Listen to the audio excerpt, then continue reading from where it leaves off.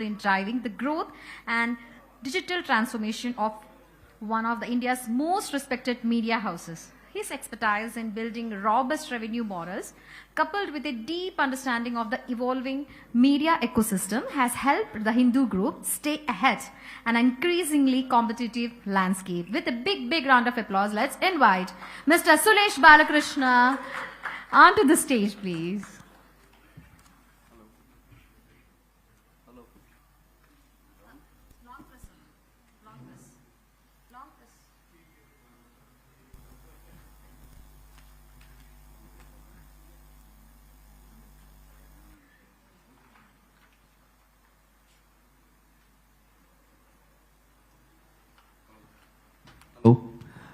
Good afternoon, everybody. The next 20 minutes, I hope to share something with you. But before I start sharing, thank you, Fourth Dimension, and no thank you to Shankar for two reasons. I always doubted that Shankar didn't like me. This time it was proven correct for two reasons. One is he keeps me immediately after lunch, right, which is unforgivable, but that may be a, because he thinks I'm a very good presenter, so I should be after lunch to keep everybody awake. So I will let him have that one. The second is that there were supposed to be two people on stage today. If you look at your agendas, there was supposed to be Suresh Balakrishna in conversation with Shashi Sinha. So not only does he make me after lunch, he takes away my mate who's going to have a chat with me as well. He calls me at 11:30 last night and he said, Suresh, the other gentleman is not coming. You just have to manage for half an hour.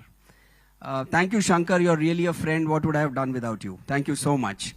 Well, quickly, when he left me with that dilemma last night, I thought of the crowd that's gathered here and said, what should I talk about? And I looked at it. It's a South Indian Media Summit.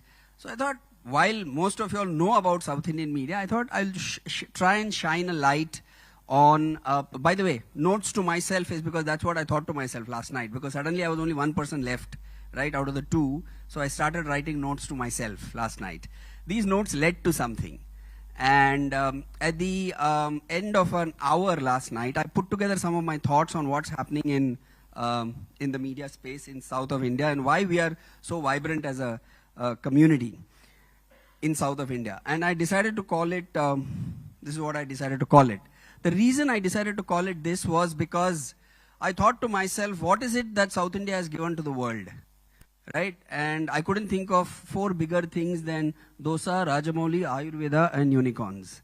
Right? Now somebody will argue that, no, we also gave idli, we gave this, that, I agree. But my point is, this is just to make a point that the south of this country has been very vibrant and all these are new trends apart from the dosa, everything else is a new trend which is caught on across the world and where we have contributed. And why does this happen in South India? I mean, first let's talk about why this happens. And for that, I want you to take you back to a child. Consider a child being born in India. Firstly, this child is far less likely to be born in southern India than in northern India, given the former's lower rates of population growth. But let's assume that the child is born in India and is born in southern India. And let's call her Nalini Venkat for universal name, could be anywhere in the south with a surname like that. But let's assume Nalini Venkat is born. She is far less likely to die in the first year of her life, given the lower infant mortality rates in South India compared with the rest of the country. She is more likely to get vaccinated, less likely to lose her mother during childbirth, more likely to have access to child services and receive better early childhood nutrition. She's also more likely to celebrate her 5th birthday, find a hospital doctor in case she falls sick, and eventually live a slightly longer life. She will go to school and she will stay in school longer. Nalini is more likely to go to college. Hello? Yeah. She is likely to be involved in agriculture. She is likely to be less involved in agriculture for economic sustenance and more likely to find work that pays her more. She will also go on to be a mother to fewer children, who in turn will be healthier and more educated than her. And she will also have greater political representation and more impact on the elections as a voter if she is born in south of India. In short, what am I saying? A median child born in southern India will live a healthier, wealthier, more secure, and a more socially impactful life compared with a child born in northern India. These are facts. These are not things that I just made up for the sake of the presentation, right? This was a very detailed BBC report that was published. So right from the time we are born in South, we have an advantage. If you're born in this part of the world, you have a huge advantage of all the things that I just told you. And those are the fundamentals why this part of the world is that much more stronger economically, intellectually. And I'm not knocking my North Indian friends and colleagues. I've never lived in South India. Disclaimer, man who's born and brought up in Bombay, lived 10 years in Delhi, so never lived in South India, right? So I'm a South Indian, but my point is, with all due respect to them, these are some of the fundamentals that make us stronger right from the time that we are born. And what are the advantages that South India enjoys? And why does this happen? Why does South India enjoy these advantages? Few pieces of statistics, some of it you might know, some of it you might not, but even if you know it, it's encouraging to go through it. Although we have only 20% of the population, we take 30%, more than 30% of the loans in the country are distributed in South of India across banks and NBFCs. Because we take, and the largest category is education loans. In education loans, almost 70% of education loans are distributed in South of India. Tells you something. And 35% of foreign investment in the past 3 years has happened in this region. So if you look at it from any variable, being born here, living your life here, makes you a little more economically independent and economically stronger. In 1993, the South contributed to 24% of the country's GDP. Today, we contribute to 31% of the country's GDP. That's a huge 7% growth in a matter of, 30 years. So if you look at the other variables, I don't want to talk about IT. IT you know very well. Global capability centers. I'm sure all of you have heard of global capability centers, where all global companies are getting designers, lawyers, architects, a lot of back-end people, putting them together under one roof and building their businesses across the world. Right? That is happening right here in the south of India. Most of it is happening in the south of India. 79% of the global capability centers in India are in south of India. 80%. So which means for two reasons. A, I think the space is available. Secondly, and the most important thing, is the talent. The talent for building global capability centers is more available in the south of India, and that's why you have so many of the global capability centers actually being based out of south of India. And 33% of the households are SEC A and B. I mean, you're all media people. I'm not going to tell you what SEC A and B is. Basically, they are the more high-profile households, as compared to the national average of 24%. 33% of, which means 1/3 of the south of India is SEC A and B, which tells you how affluent they are and how well-read they are. Some interesting things about consumers in the south. Some of this you might know. Consumers prefer value adds to discounts in the south.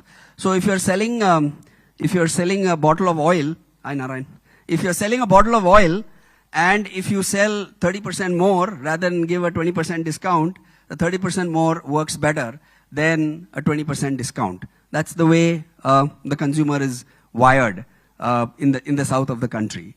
Small pack sizes works better. Experimentative consumer. Although extremely brand loyal and experimentative, these might seem like dichotomies, they are not, because they experiment a lot with smaller packs. Very strong affinity for homegrown brands. And this is what MNCs struggle with. A lot of MNCs, if you look at the Levers of the world, or if you look at jewelry guys like Tanishq, I was talking to the Tanishq team, and they were telling me Tamil Nadu is the biggest, I'm sure you're aware, biggest jewelry market. Still a market they're struggling to crack. They're doing well, but still they're struggling against the GRTs and the Lalitas of the world in Tamil Nadu, because it's got its own grammar, right? And it's difficult to fight that grammar. I don't know how many of y'all have gone to GRT and bought jewelry for a wedding.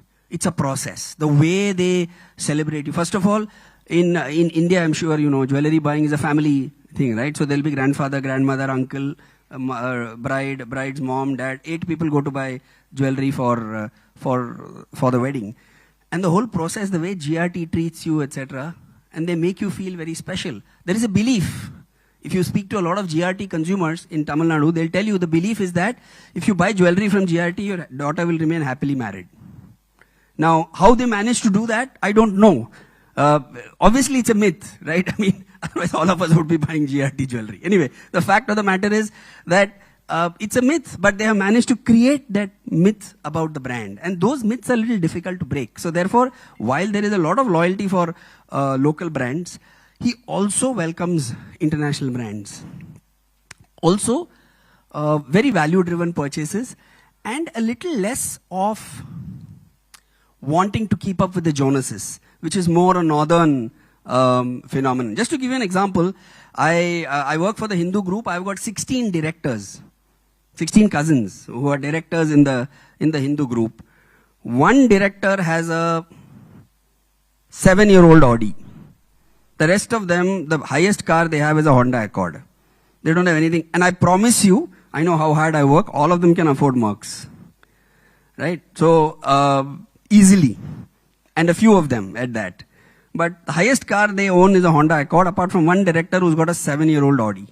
Now, it's the nature of the consumer there. A little more, don't want to make a statement when you get out of the house, don't want to make a statement when you're out there, envy, jealousy, they believe in all this, right? So there are a lot of beliefs that go around this. So as a consumer, very different, but very affluent and can buy.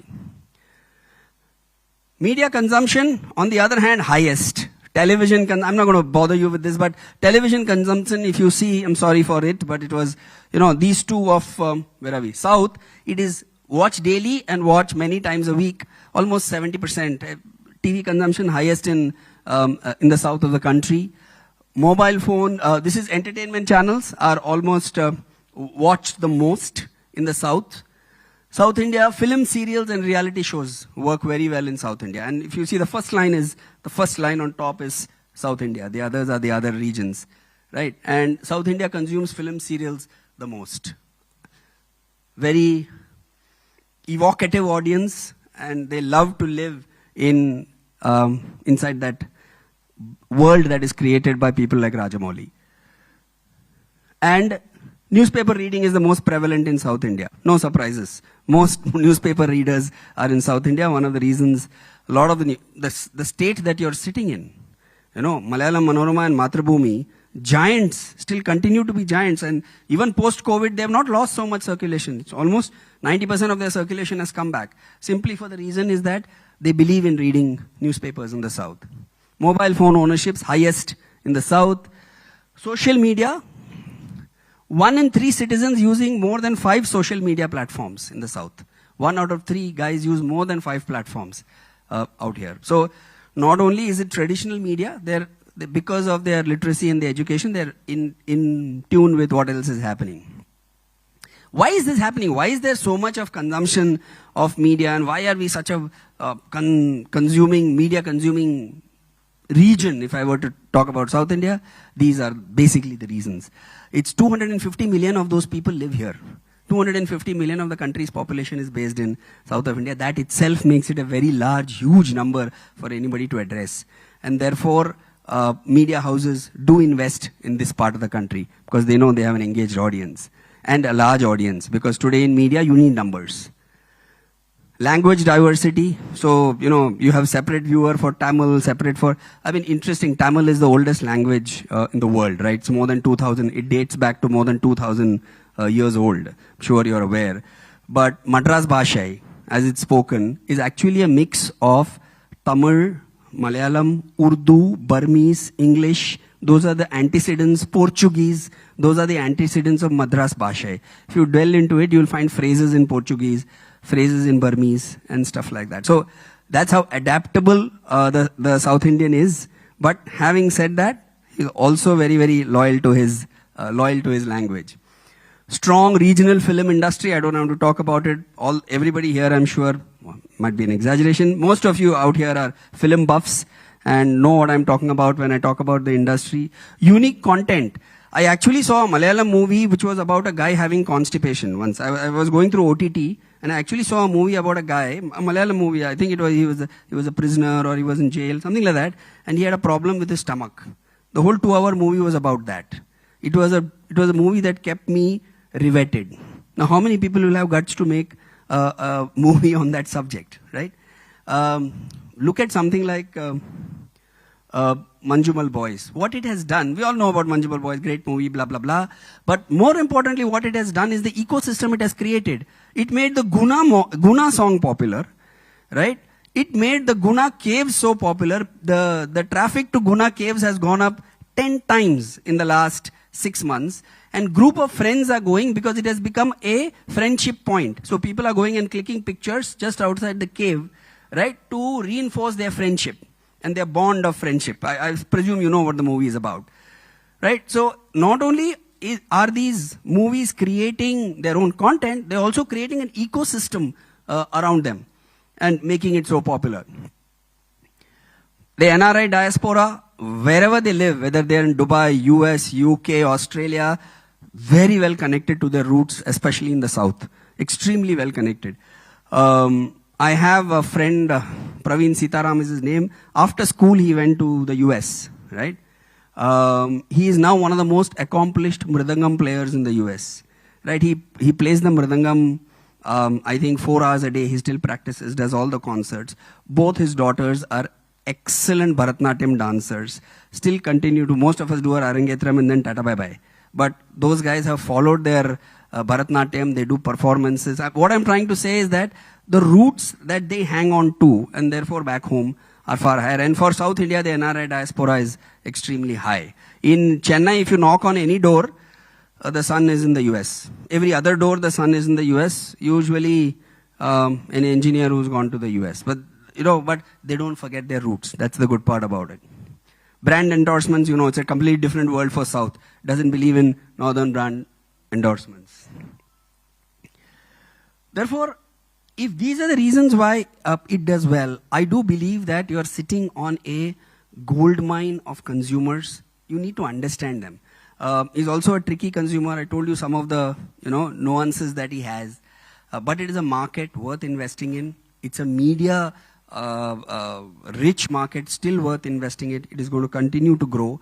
And in this country, at least, if I'm not surprised that media focuses so much on this part of the country, and our man is doing a South Indian Media Summit, I think for the 4th or 5th or 6th year now, I don't know. Shankar, which year is this? 5th year? South Indian Media Summit?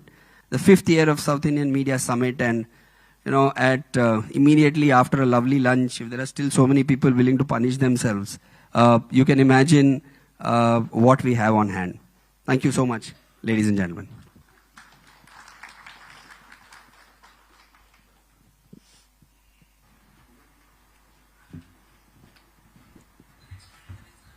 Thank you, sir, and I request you to please stay back onto the stage. And I request Mr. Ajay Verghese from OMD to please come onto the stage to give away the memento to Mr. Suresh Balakrishna.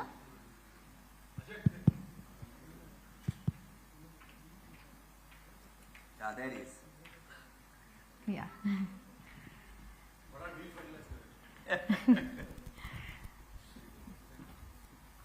Yes, we have here Mr. Ajay Verghese from OMD to present the memento to Mr. Suresh Balakrishna from the Hindu.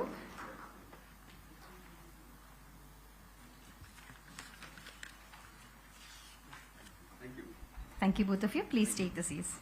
Yes, now we're having a few panel discussions. Let's start the first panel discussion. It's all about best marketing practices in the regional domain. And for this, let's invite the moderators and panelists onto the stage. We have a moderator as Mr. Narayan, CEO of Alliance Advertising, to our esteemed panel with extensive experience in the advertising industry. Mr. Narayan has been a pivotal force in crafting impactful campaigns that resonate with diverse audiences. His strategic vision and expertise in brand building have led Alliance Advertising to become a trusted partner for many leading brands. We look forward to his valuable perspectives on the future of advertising and evolving relationship between brands and consumers in today's dynamic media landscape. Yes, with a big round of applause, let's invite, he's already on the stage, let's invite Mr. Narayan. And I would like to request the panelists to please come on the dais to join Mr. Narayan, Ms. Ria Maiti, Business Head Brand Pulse, Chrome DM, Ms. Preeti Murthy, President, Group M Nexus, Mr. Uday Kumar, General Manager D2C, Star Health and Allied Insurance Corporate Limited, Mr. Anup Matthew, Senior Vice President, Media Solutions Print, Mathrubhumi. Thank you, and now the stage is yours.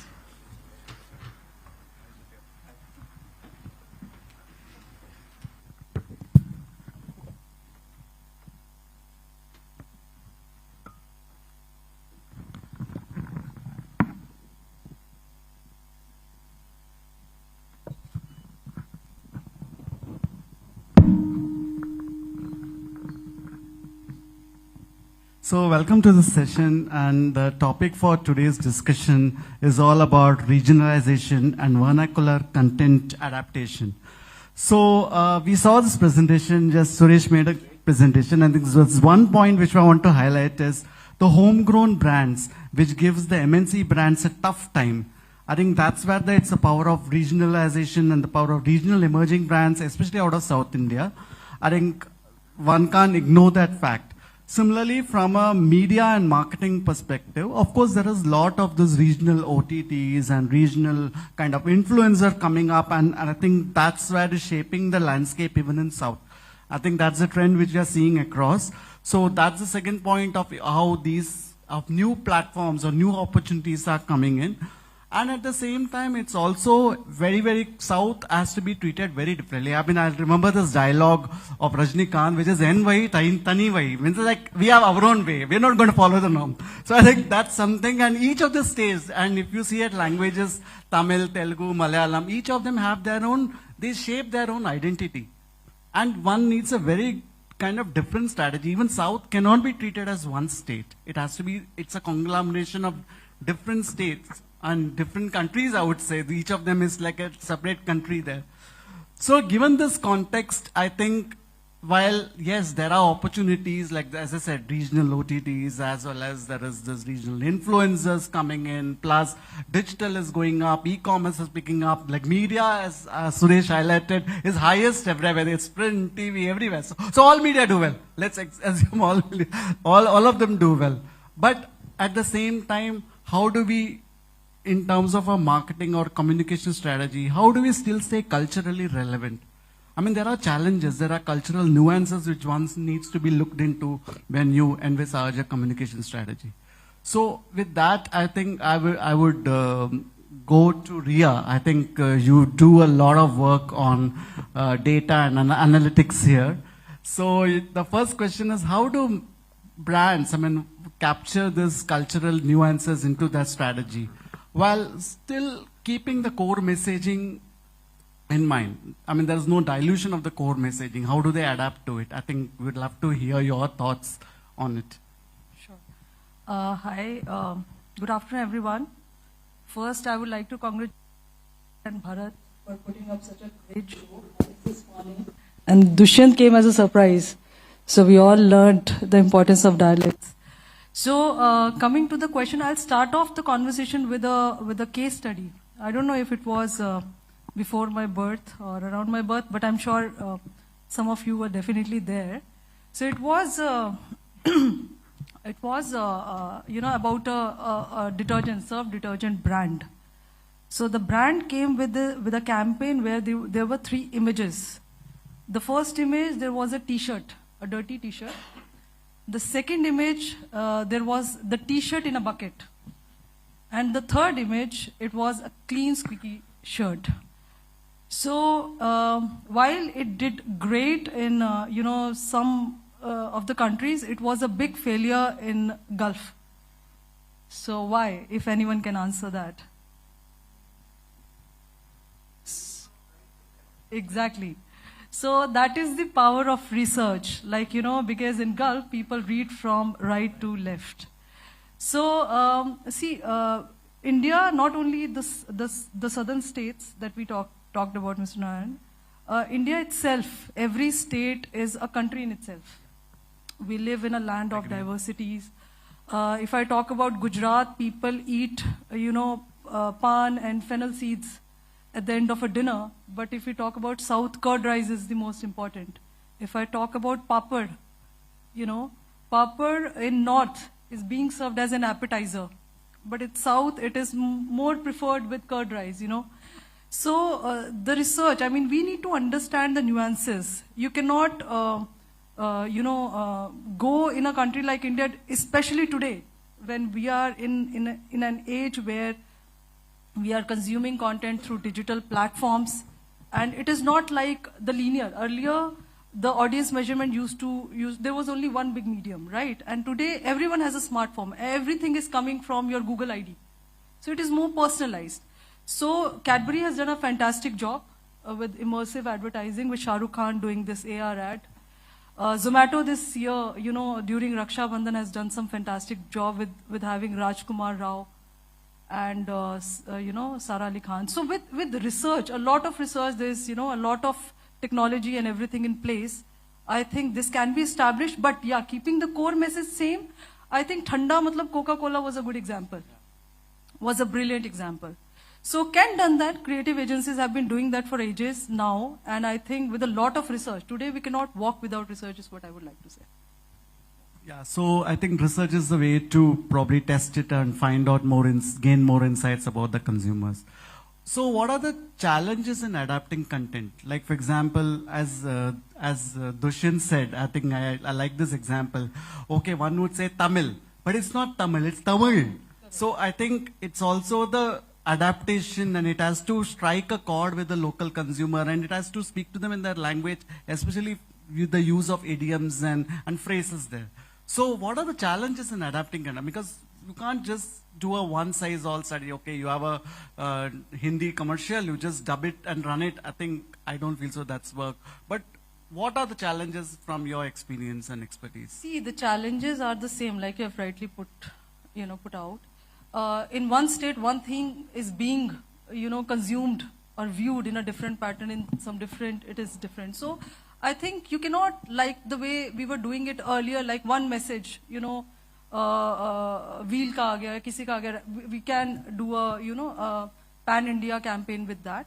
The challenges right now is that, there are a lot many digital screens. People have preferences. Earlier, that was not the case. Like we had appointment television. So whatever used to come on Doordarshan used to get aired everywhere. That's how things were back then. Or here in South, different platforms. So the challenges are the same, that here now people have got their own preferences. And it is difficult, but at the same time easy also. Because there's a lot of data. Earlier the data was there, but a lot of extrapolation was happening, things were happening. So the challenges are the same, that for each state, everyone wants things according to themselves. Even the content, a lot of localization has happened. Regional content, regional platforms have come up. So that is the challenge, plus at the same time it is the strength as well. Because there's a lot of information coming, and now people can at least analyze the exact data coming from the exact TG, the ISEC. So that is, I think, the challenge as well as the strength as well. Yeah, so there is data to support it. I completely agree. So that leads to my next question. Like we have seen apps, or we are seeing content platforms like Sun Next or AHA, which is doing well in Telugu. Plus there is Manorama, which are local channels which are doing well. Except they have really come up in terms of OTT consumption. Now, how effective are these regional OTT? I'm sure Chrome does a lot of work on this OTT, and because I think you also release your OTT top viewed shows every week. So, coming specifically to South and these regional OTTs, how effective are they? And how do one measure the success? I think that's one question which I think everyone would like to hear. Because running campaigns on OTT is simple, but how do you measure it is a question. So, I think Preeti will answer this better, but see, with OTT, yes, so there are a lot of regional platforms, for example, Hoi Choi. It's a Bengali platform which is doing great, and it's got a, yeah. So if anyone has to tap the Bengali market, I would suggest that is one of the, coming good platform. See, how do we measure today? There are a lot of like sentiment analysis, social media listening. right? And like I said, the best thing is that everything is coming from your that unique ID, the Google ID, or whatever you call it. So so I think measuring that thing is not difficult at all. But how to strategize things based on that data is more important. Even if I talk about advertisement on digital platforms, right? On any OTT, it is based on the TG. It is based on it is AI generated, right? So how many, the strategy is more important, but measuring is not difficult at all because everything is coming from unique ID. There are a lot of platforms. We do a lot of sentiment analysis. We, Star Health Insurance is getting it done from others. So measurement is not that difficult, but I think utilizing that data and that, information in a right way is what one needs to focus on. I think Preeti would like to add anything to this point. It would be great. Yeah, Because Rupam, I know, does a lot of work on this area. So I think today regionalization being called out as separate is no more. Right, a plan gets built up for the market it is trying to address, and I think we both have worked like that in the past. But I think the key to it is the language and the dialect is getting more amplified because of how content is consumed via the content platforms, which is not just OTTs, which is your reels and more influencers coming in, more language-led. So I'm from the Palakkad side of India, right? My origins are, I've never lived there. But there is a Namma Bashay, there's a lady called, and she talks about how Palakkad Ayers talk and their behavior. And I learned so much because I've also forgotten, because I don't talk like that, right? So such unique dialect-led conversations are happening today that content is driving the measurement. Content is also driving what people want to associate with a brand for. Where is the scale? So of course the brand matrix come in. Do I want to talk to such a narrow audience, or do I want to scale it up? All those factors also come in. But I think that shift has already happened thanks to the influencer ecosystem bringing this alive more. Yeah, that's great. Okay, so this also leads to my next question. Like, there is this latest AI MII data which shows that rural internet users have actually kind of outspaced urban internet users. And from an e-com perspective also, rural consumers are getting into e-com, they are shopping, and it's picking up. In fact, the growth expected India, I mean, from whatever reports I saw last week, there's a 325 million e-com revenue to be expected from rural itself. So I won't be surprised, like even in just few years, the rural e-com consumers will be more than the urban, which is expected. But of course, at the same time, to drive this growth, it's important to actually strike some partnerships and strike some kind of more, I would say, at a ground level with the Kirana store or Kirana neighborhood store, as we call it, to enable this last mile delivery. So how can companies or how can e-commerce companies partner this and make this happen? Yeah, I think, so my in-laws, they're from Rajasthan. They moved to their rural village and have settled post-pandemic, okay? So I get a weekly SMS, WhatsApp from my mother-in-law. मेरे लिए ये following चीजें Amazon कर देना. It's not that it's not available to her, but the accessibility, those products are also not very easy down there. They have to go to the nearest town to get it done.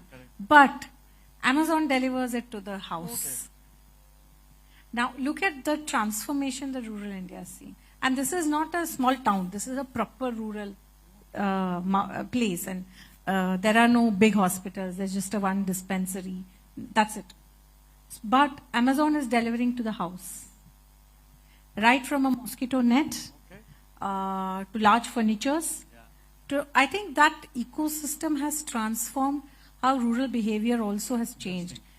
To me, when I observe rural India, whether it's south of India or any other, they are not bulk purchasers of small items.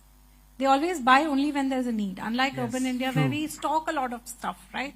Yeah. But they don't. They only go and they will buy biscuit for that day. Correct. Or 2 days, right? So that habit of a short purchase cycle exists. The adoption into the digital platform is swifter for them, which is why these projections are showing also a faster. Yeah, they're showing a growth. I mean, I was surprised to see such high growth rate, and rural is supposed to be driving this e-com So in the platforms, next few years. yes, in India. commerce platforms, the marketplace platforms like Amazon, Flipkart, Myntra, everybody is already in there. Yeah. What will be interesting to see if the quick commerce comes in there. Correct. I think That has not yet yeah. happened. I think quick commerce is very much metro driven, and that's because it's changed our habit in a metro, where we used to buy weekly vegetables, we no more buy it at a weekly level. We want to do Because it of at a the daily. fact that technology or internet, people are not used to using internet in rural. That is, I think, one of the reasons right now. They do No, no, use. I think they this are, data they is are. picking up rapidly. Indian rural digital fact, penetration is growing the highest globally. No, I completely agree. So to me- Why I'm saying that why people are right now focusing on metros or tier 1. No. Quick commerce is again the point that Naru was making on the sourcing bit. Yeah, Sourcing and bit or- delivering, and yeah. how can I activate the local kirana shop in the sourcing ecosystem. So I think that's the interesting That's shift. it. We'll- Yeah, and it's as you say, currently the barriers to that growth clearly is basically this logistics or this financial constraint, because I think, as you say, they buy only when they need, and there's a finance. So I think that also leads like how can what kind of financial payments can be done, like Preeti, if there is something like a barter or something like what Yes, can I think one that do innovatively to drive this There are a growth? lot of barter-led thought process. Yeah. I don't know how consumers are open to it. I think we'll have to wait and watch. I've read a lot about how the conversations around, can I exchange bulk barter, grains versus my produce versus something else. Isn't that going back in time in some way? But at the same time, I think that is one of the barter marketplace exploratory framework that is also being built, and government is in support of it. So let's see how that All shapes the up. governments are supporting that. I think Telangana especially, I can see Yes. a lot of this being enabled. So given that, I mean, if we have to really unlock this growth, it's also that we have to seek help from this community leaders or community associations to build trust and credibility there. Yes. So what's your thought? How will it work? So to me, there are 2-3 partners in this play. There is government itself. I think government itself is, through ONDC and other ecosystem, they're enabling that.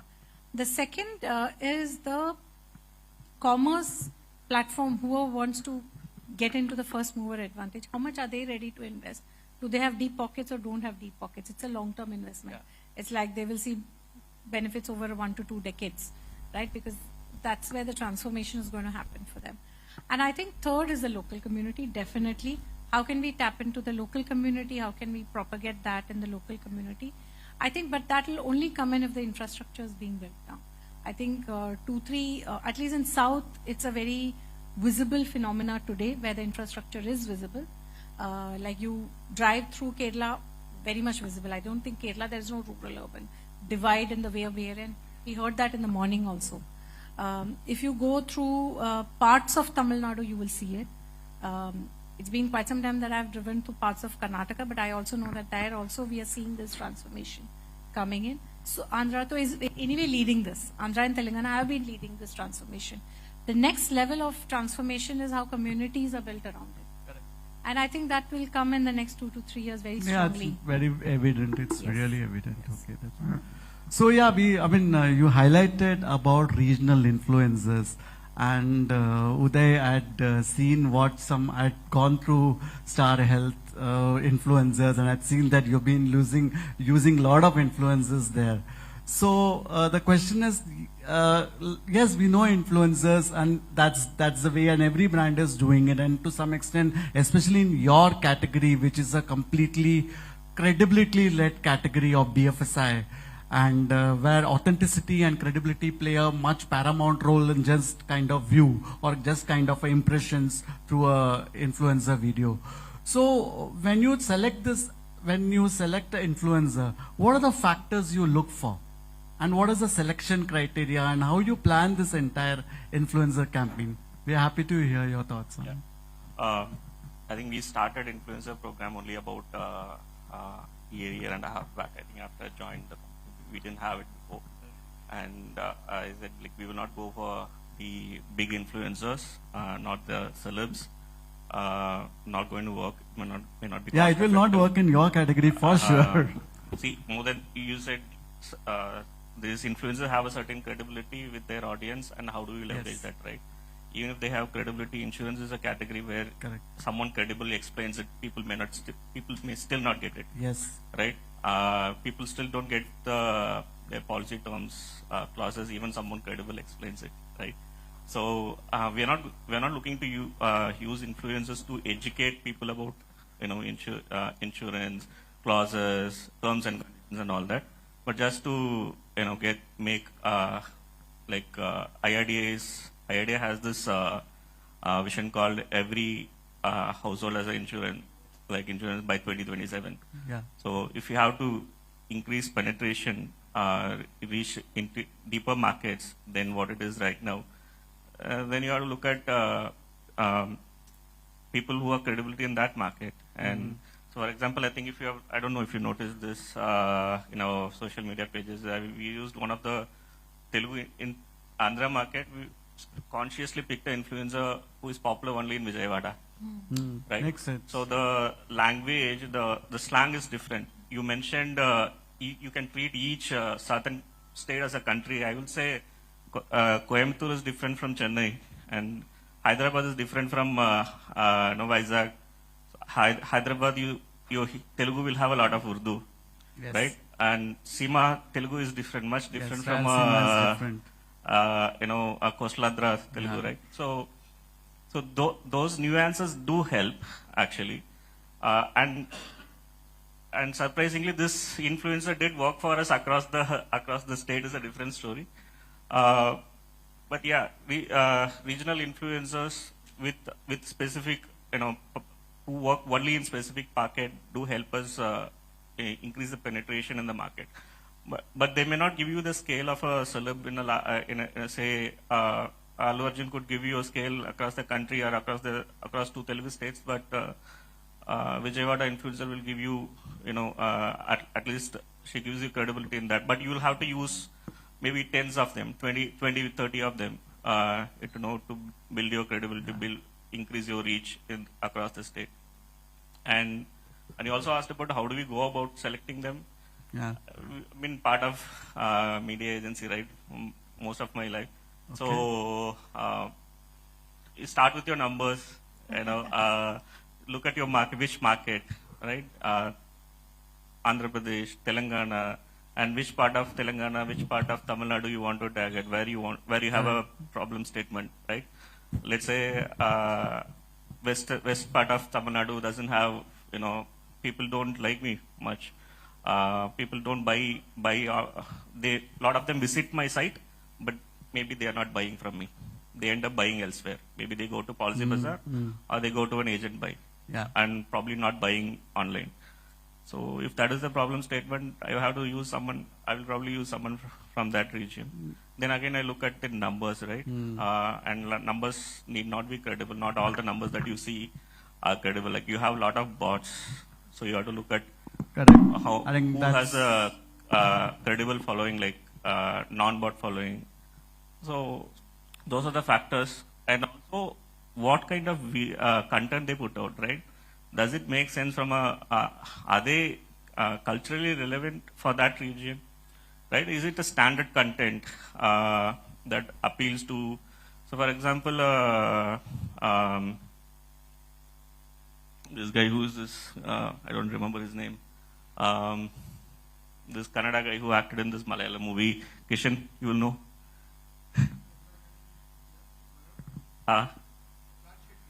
No, this Mohanlal's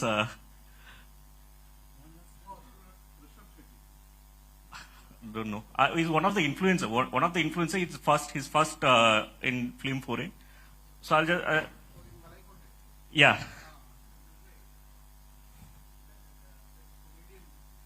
So he's a popular influencer. Can't proceed with this panel without the name. I apologize. Kishan, I think. He's an influencer. Yeah. So he appeals to only a certain set of audience, right? He is comical, but he appeals only to certain. Did you cut the mic also? No. See, appeals only to a certain type of people, not to everyone. He may give me scale. He may have 1 million followers in his Instagram page. But whatever he says, whatever content that he puts out may not really work, in a Coimbatore region or a Thrissur region. So I have to see what kind of content they put. Are they culturally relevant for that region? And are they putting out lot of locally relevant information True. as well? I think that's For example, I will cover most of your questions, so don't worry, we will not cross the time. For example, they talk about local Danish site. Yeah, thank you. Okay. So they talk about, they review the local, eateries. They talk about local festivals. If they have a chanda or a market, they talk about that. So these are the pointers that will help you whether that influencer is really putting out content that is relevant to that region, and do they have enough, decent number of followers who are not bots. Yeah. So those are the parameters that we look at. Okay. So one more question I had. So yes, influencer, every brand has started using it in whether it's an FMCG or whether this. So are we doing influencer campaign just for the sake of it? So if we let's say we're doing 5 influencer and on an average, I think average views will be maybe around 2 lakhs or 3 lakhs. Do you feel it will help build the brand? So what is really quite, I mean, it's using influencer, if you but it want, has to be married with scale as well. So how you get the scale? Why do you want scale from influence? If you want, do TV campaign, no? Do TV campaign, do digital video with YouTube, buy a masthead in YouTube, you'll get scale. Why do you need influencer for scale? Influencer are used for specific purpose in a customer journey. Yeah. They have some, you are trying to use their expertise and their credibility to build your brand, solve certain communication problem, not for the scale. So yeah, thank you so much. I think Preeti, if you have to add anything, please feel I'm free. good. So Anup, yes, I think you've been with Mathrubhumi for a long time, and I think you've seen. I mean, it's in print also. I think, as we say, all ads are generally kind of translated in Malayalam, and even if you see even in the, especially when it comes to print, it's very important because people read it. So even a word here there can create a backslash. Now I just saw there was a Nothing phone which was launched I think 1-2 years ago. Now and they chose a Telugu tech influencer, and they sent the pack. I mean, they sent the entire material in Hindi and English. Now I think that person the influencer got so irritated that there was a complete backslash against the brand. There was a completely boycott, Nothing campaign, hate Nothing campaign. So I think that it's leading to a lot of backslashing now on brands. So brands are very wary of doing something that is controversial, and they are very particular about this cultural nuances bit.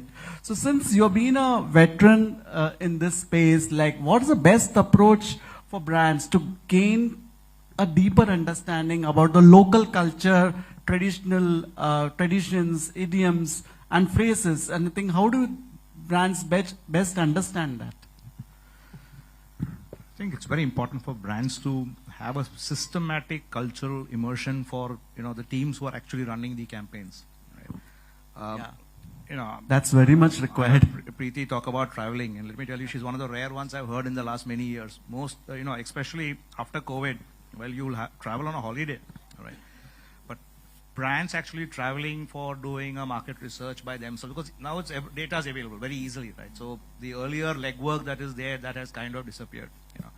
I think I would be happy even if all brands started even a translation, because even that is missing in many cases. Yeah, and I think as industry veterans, you all know that when you go to clients, a chicken egg story. The client has their own set of challenges that they have, whether it's legal compliances, XYZ.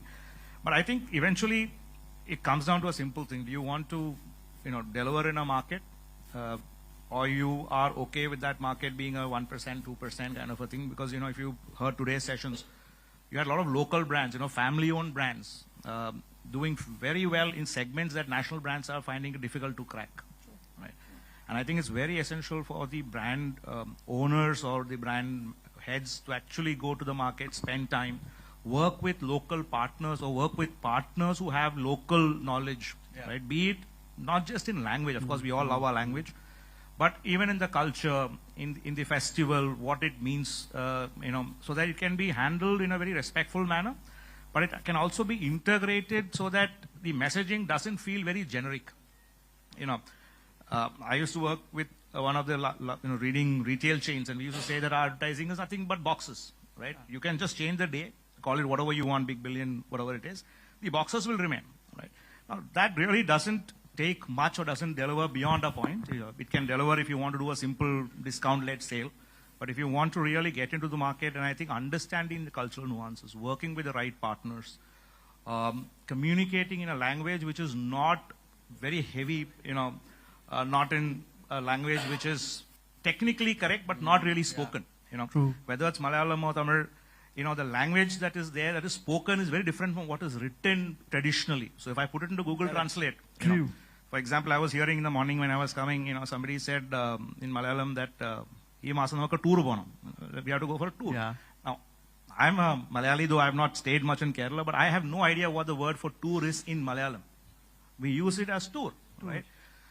Now, if you're going to use heavy words, if you're going to use words, or if you're going to be tone deaf, like sending somebody in Hindi to a regional person, then I think the brands have nobody but themselves to blame. But I think the good thing is also that thanks to social media and, earlier if that happened, what would you do? You really couldn't react. And, today brands are able to get feedback directly from consumers. They have agency partners who are able to give them very relevant feedback, and they're able to correct this quite quickly. And I think today, more brands are willing to go that extra mile to ensure that that relevancy is there.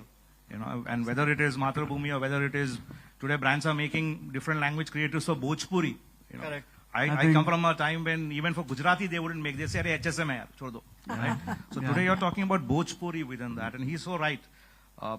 I think there will be a time, and today it's possible with digital and print, though not very much used, that you could have a different creative running in Malappuram and a different one running in Cochin, using maybe the same mnemonics, but a different language set. Yeah. And it's quite possible. Is it more effort? The answer is yes.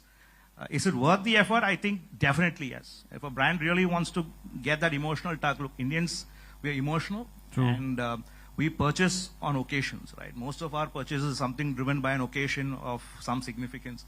So if you want to tug, then you need to get that connect built. And I think getting that ground connect is very important. It's needed also. Yeah, I think that's There's very no, much like, required. lot It's many imperative parts. to look at that. I think just to manage these cultural sensitivities, because previously there was no backslashing, but now I think that's become a very big thing, and you can get to a situation where brands are being banned. Even, I think I also read about a food delivery issue in TN, where I think it's again due to this linguistic communication where the brand was backslashed. So, Everyone talked about data being easily available and all that, but it is still not easy to, the social listening tools that you have in the market today do not listen to Tamil, Telugu languages, please. They all listen to English, okay? And they are all keyword based. If you write PODA, P-O-D-A, if you give that instruction, it will listen to that. If you find that word, right? Otherwise, it doesn't understand PODA in Tamil. Okay, so it is not easy. You still have to go to the market and find the cultural nuances. So, like earlier, he said associate with local partners. One of the largest conglomerates in the world, one of the cola brands, they had one of the toughest years. I don't know, Preeti Akeshan remembers this. When they had challenge in Tamil Nadu as a market, but none of their brands are working. It's not just, they had a QSR and they also had a cola brands. None of them were working in this specific market at a point of time, after a particular point of time in that market. So what they did, they called all of the agency people from that market. We did a focus group. With our limited knowledge, with our limited exposure, we said whatever we said, whatever case we made. Follow-up session was with multiple media partners from the market. Let's say Hindu, Ananda Vigadan. People who has fleet in the market. You don't have to necessarily invest your own money, go to the market, spend lakhs of crores of money on research. find sample houses and do research. But you have experts who've been in this market. How long you've been in this market? 125 years. 100 years plus. 100 years plus in Kerala. Who else will know the market True. than No one would know right? better than Hindu 125 plus or 150 years in that market. So you have to use people who know that market well to get that cultural immersion more than some part you invest money in research on your own and then use partners like them, not necessarily social listening tools at this point of time. Sure. I think thank you so much. I think Shankar has already given 3 warnings. I'm sorry, the session was so interesting that I wanted to continue, so apologies for that. But thank you so much for the lovely panelists, Preeti, Riya, Anup, Uday Kumar.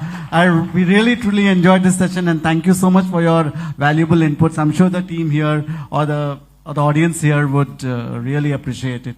So thank you, Shankar, for this opportunity, and it was great hosting this session. Thank you. Thank you so much. Thank you, dear moderator and panelists. Please be here. And now I would like to invite Mr. Kishan Kumar from Asianet, Executive Director, Asianet. I invite you to on the stage, please, to give away the mementos to our moderator and panelists.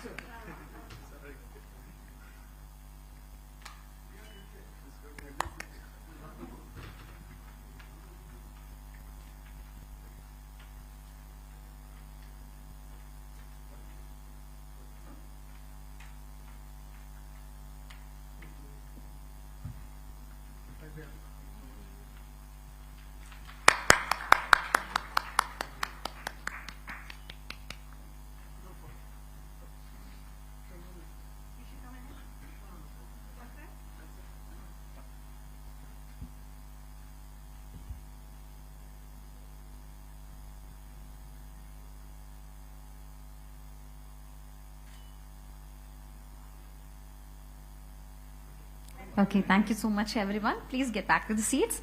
Now, let's move on to the next panel discussion. It's all about television growing stronger and stronger. And for this, let's invite the moderator and panelists onto the dais. We have as moderator Mr. Uday Mohan, COO of Havas Media India. Yes, inviting you onto the stage, please. Under his leadership, Havas Media India has seen significant growth. His insights on digital transformation and consumer behavior will enlighten attendees. And let's invite the moderators, Mr. Arjun Bhatia, CMO, Matrimony.com Limited. So yeah, let's invite the panelist. Moderator we have as Mr. Uday Mohan is the moderator, and the panelist Mr. Arjun Bhatia, Mr. Ajay Varghese, Senior VP Investment, Omnicom Media Group, Mr. Puneet Kusumbia, Head Marketing, Heritage Food Limited, Mr. C. Sharat Mohan, GM, Sales and Marketing, Pushpit Steels, and Mr. Kishan Kumar MS, Executive Director, Asianet Channel Business.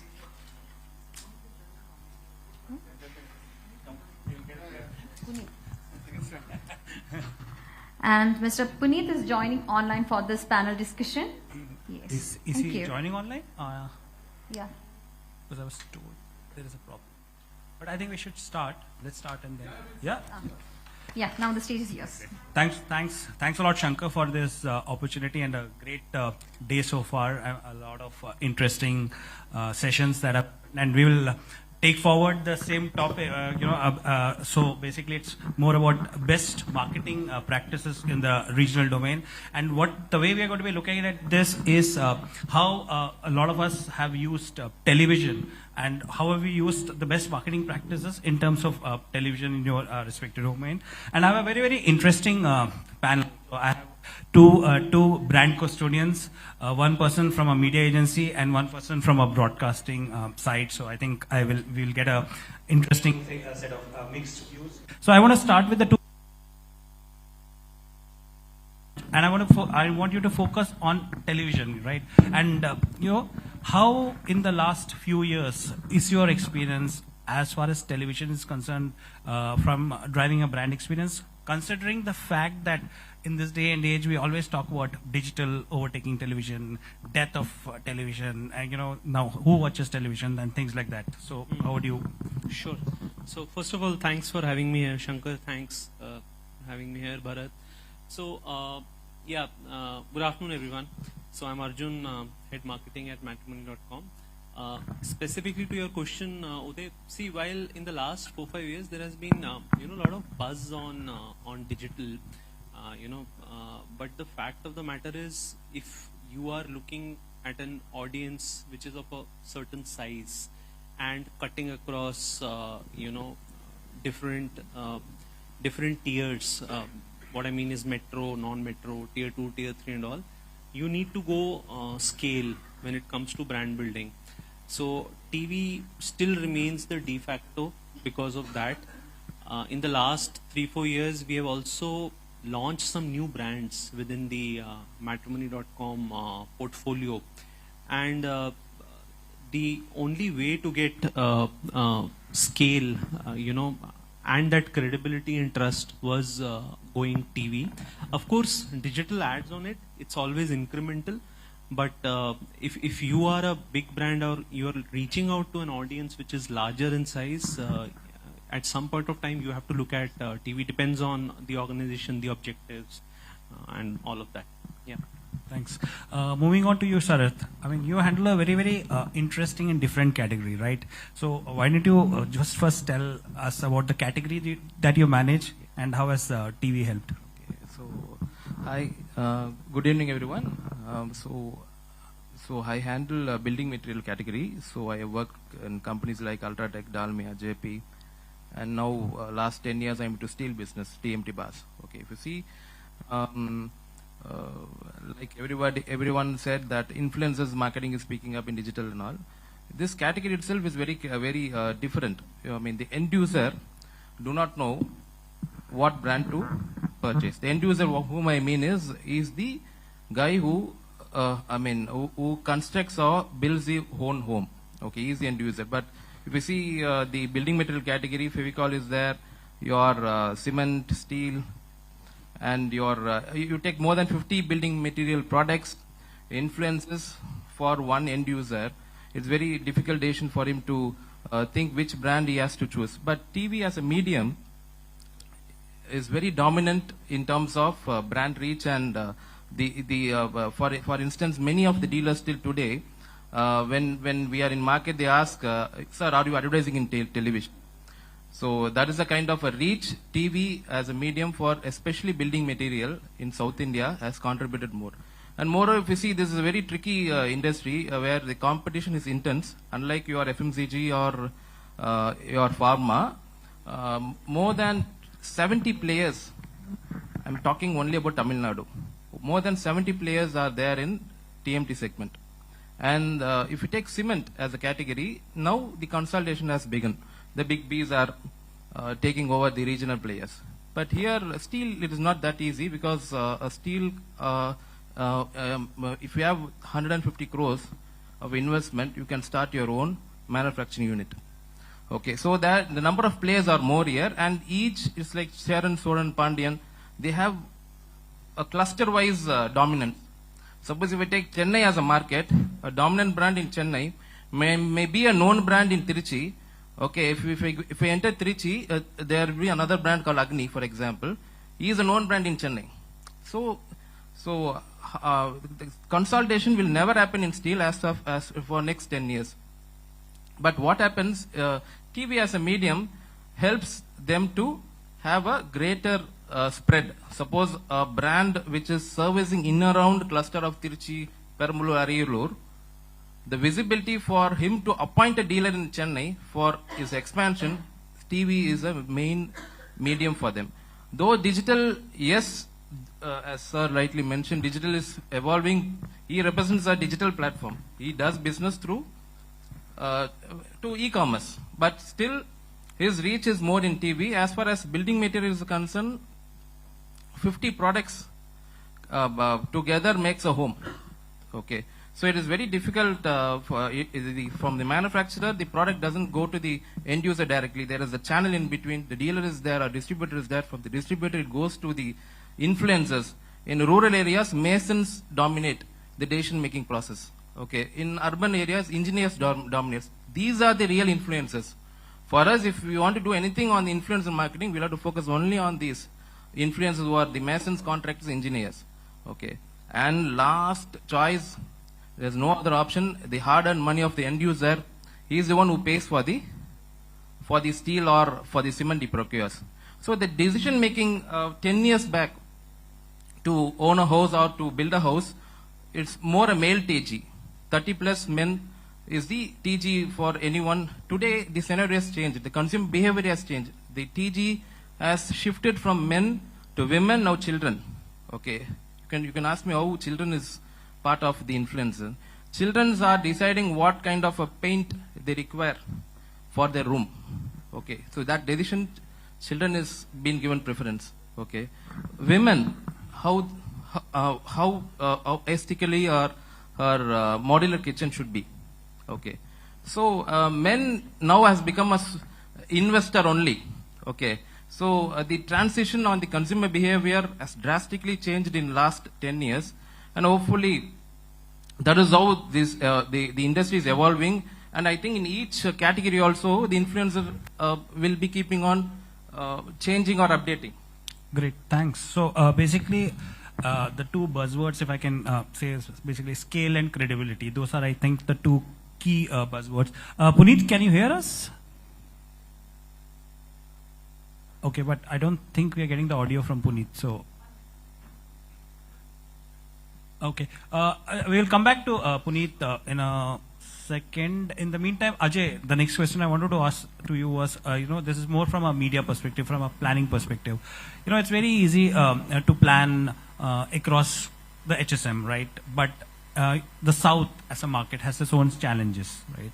I mean, each state has its own set of channels, set of media. So how do you go around optimizing it? How do you go around? What's the process? How do you do this? Well, good afternoon. My name is Ajay Varghese. I'm part of the Omnicom Media Group. Thank you, Shankar, for inviting me for this particular summit. This is my first summit. I'll try to answer from a media parlance. Okay, I mean, you rightly said that, South, I heard someone saying that, every South, it's a different country in itself. It's a nightmare when it comes to planning, specifically in, say, TNLP. One needs to be really meticulous.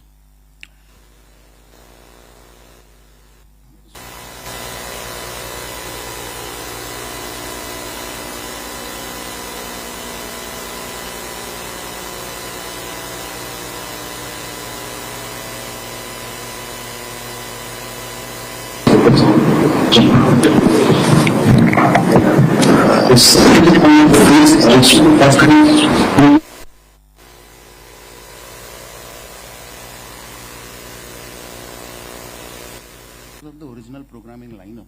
So the good old days, as we say, appointment viewing. In most of the South state, the appointment viewing is quite high because of the mix of programming in prime time and afternoon. So for advertisers, that's a very good opportunity because they get quick reach in a very short time. That's that is one of the other big factors of South. Great. Puneet, are you able to hear us? And let's see if we can hear you. I can hear you. Great. And So I think just coming back to what I had asked the two other panelists who are basically brand custodians. I mean, we just wanted to hear from you, your experience as a brand custodian. How has your experience been? How has TV helped you in building your brand over the past few years? And if there are any interesting anecdotes or case studies that you can share, that will be great. Right. I think, first of all, thanks for having me here, Uday and Shankar and the entire SIMA team. I'm glad that I'm here, at least online, and I would have loved to have been there physically as well. So my apologies as well to the viewers and listeners. Okay, so coming to the point that you were asking, I think TV still continues to be the largest media in terms of cost per reach. So it is the best cost per reach media, and even the quality of media is better than I would say other media that I have worked on. So whether it is the internet, digital, or other media that we all worked on, radio, print, and others, right? I think the differentiation that TV offers is that of appointment viewership, right? And because of the appointment viewership, the quality of recall that happens through TV is quite good. So I can give you one case in point. We did a recent, campaign, and post-campaign.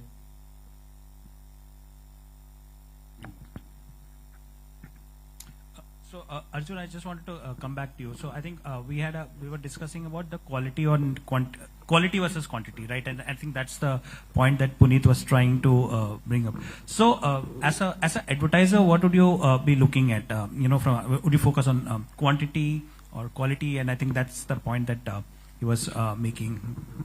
So see, in our case, obviously, I can't comment on others, but quality is very, very critical.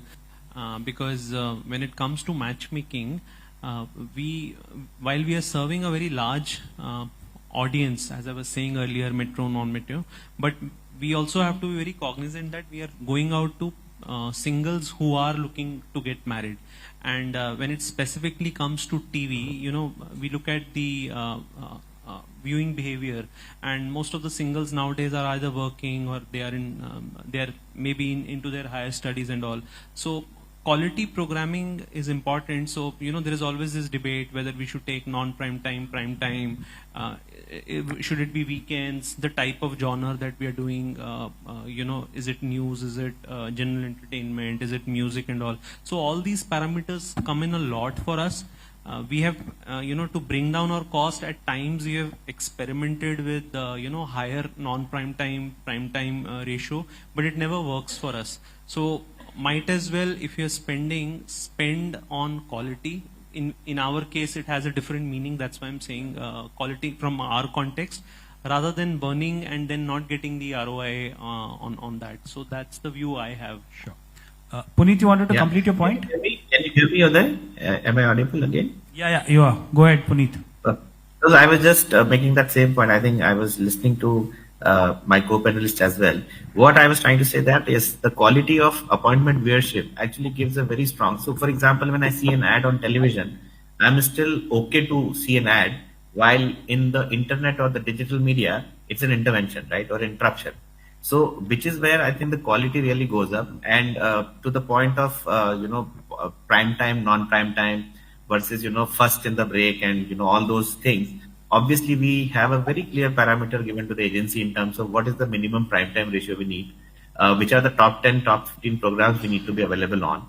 Because for us, quality matters. We don't even bother too much about the ACD. For example, our ACDs will be one of the highest in the industry or at our category for sure.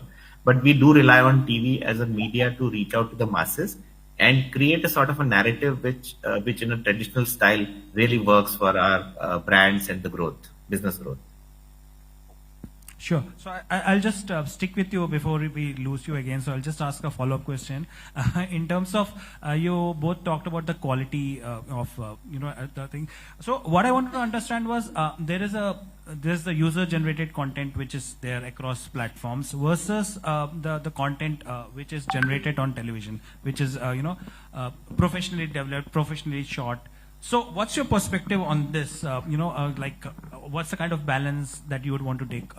Puneet, you can take this first and then we can come back to Arjun. Yeah. So I think our approach, Uday, to this has been for every category or every communication that we plan in the strategy, we have a clear messaging house. And when I say what I mean by messaging house is, we've got clearly allocated messages for each media. So for example, if I'm taking television, I wanted to drive an attitude change, for example, in case of a certain product that I'm trying to advertise.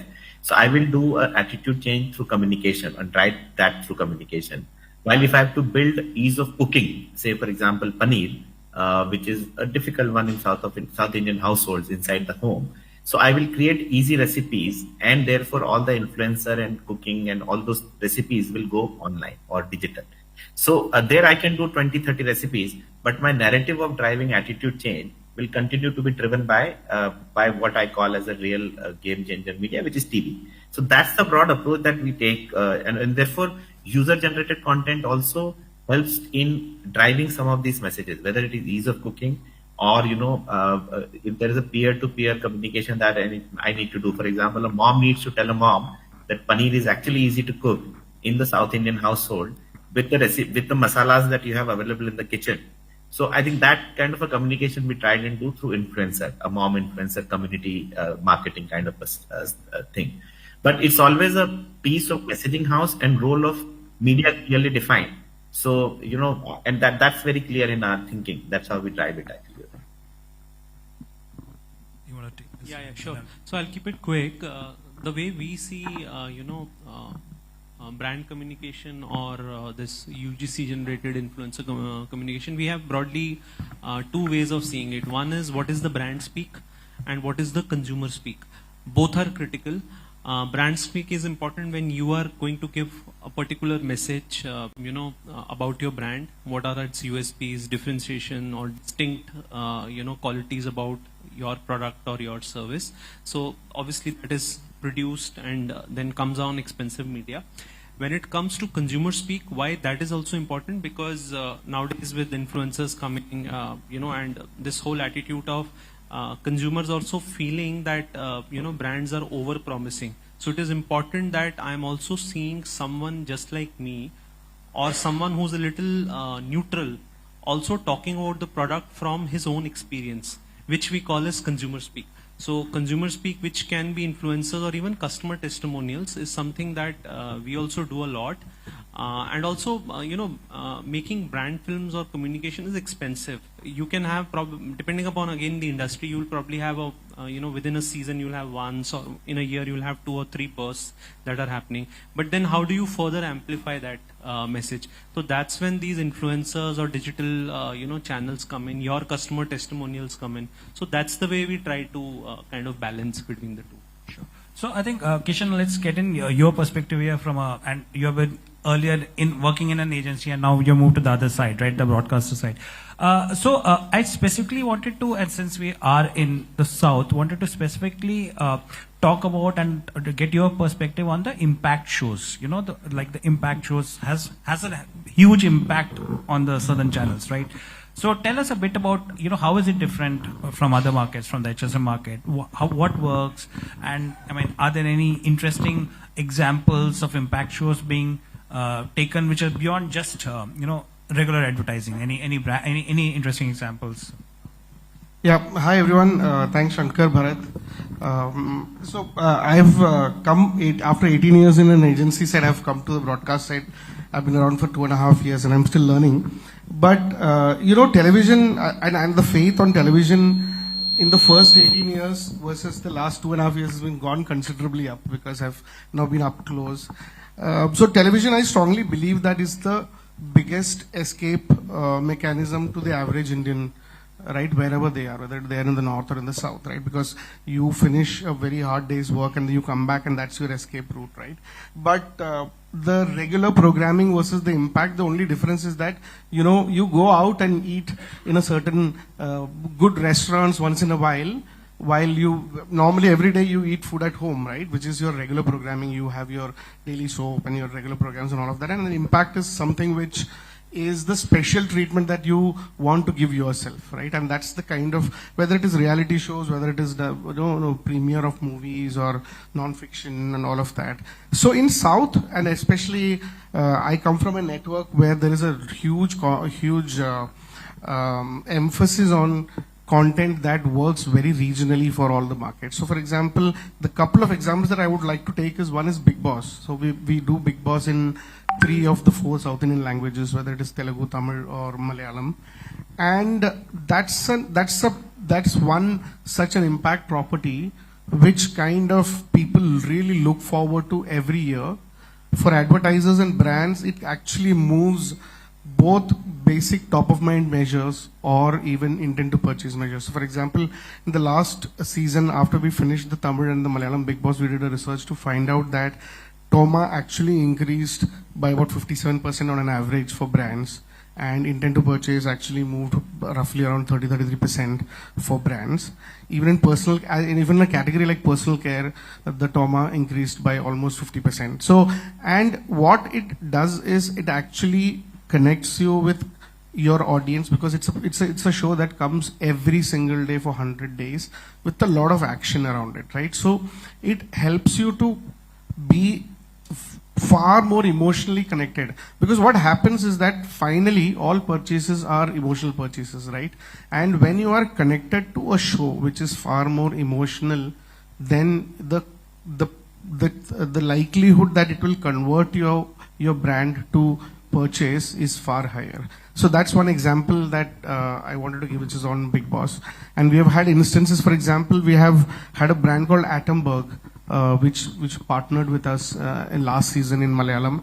And over the last 2 years, because of the association with such impact properties, they have been able to become the #1 player in Kerala in their category.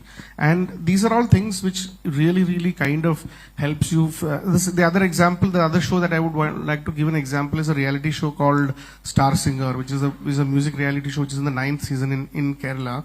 And one of our lead sponsors was a regional, actually local brand called QT, which is a beauty soap brand, right? Now imagine that's a category, and I worked on brands like Wipro and all of that in my erstwhile days, and I know soap is a really fought category in Kerala.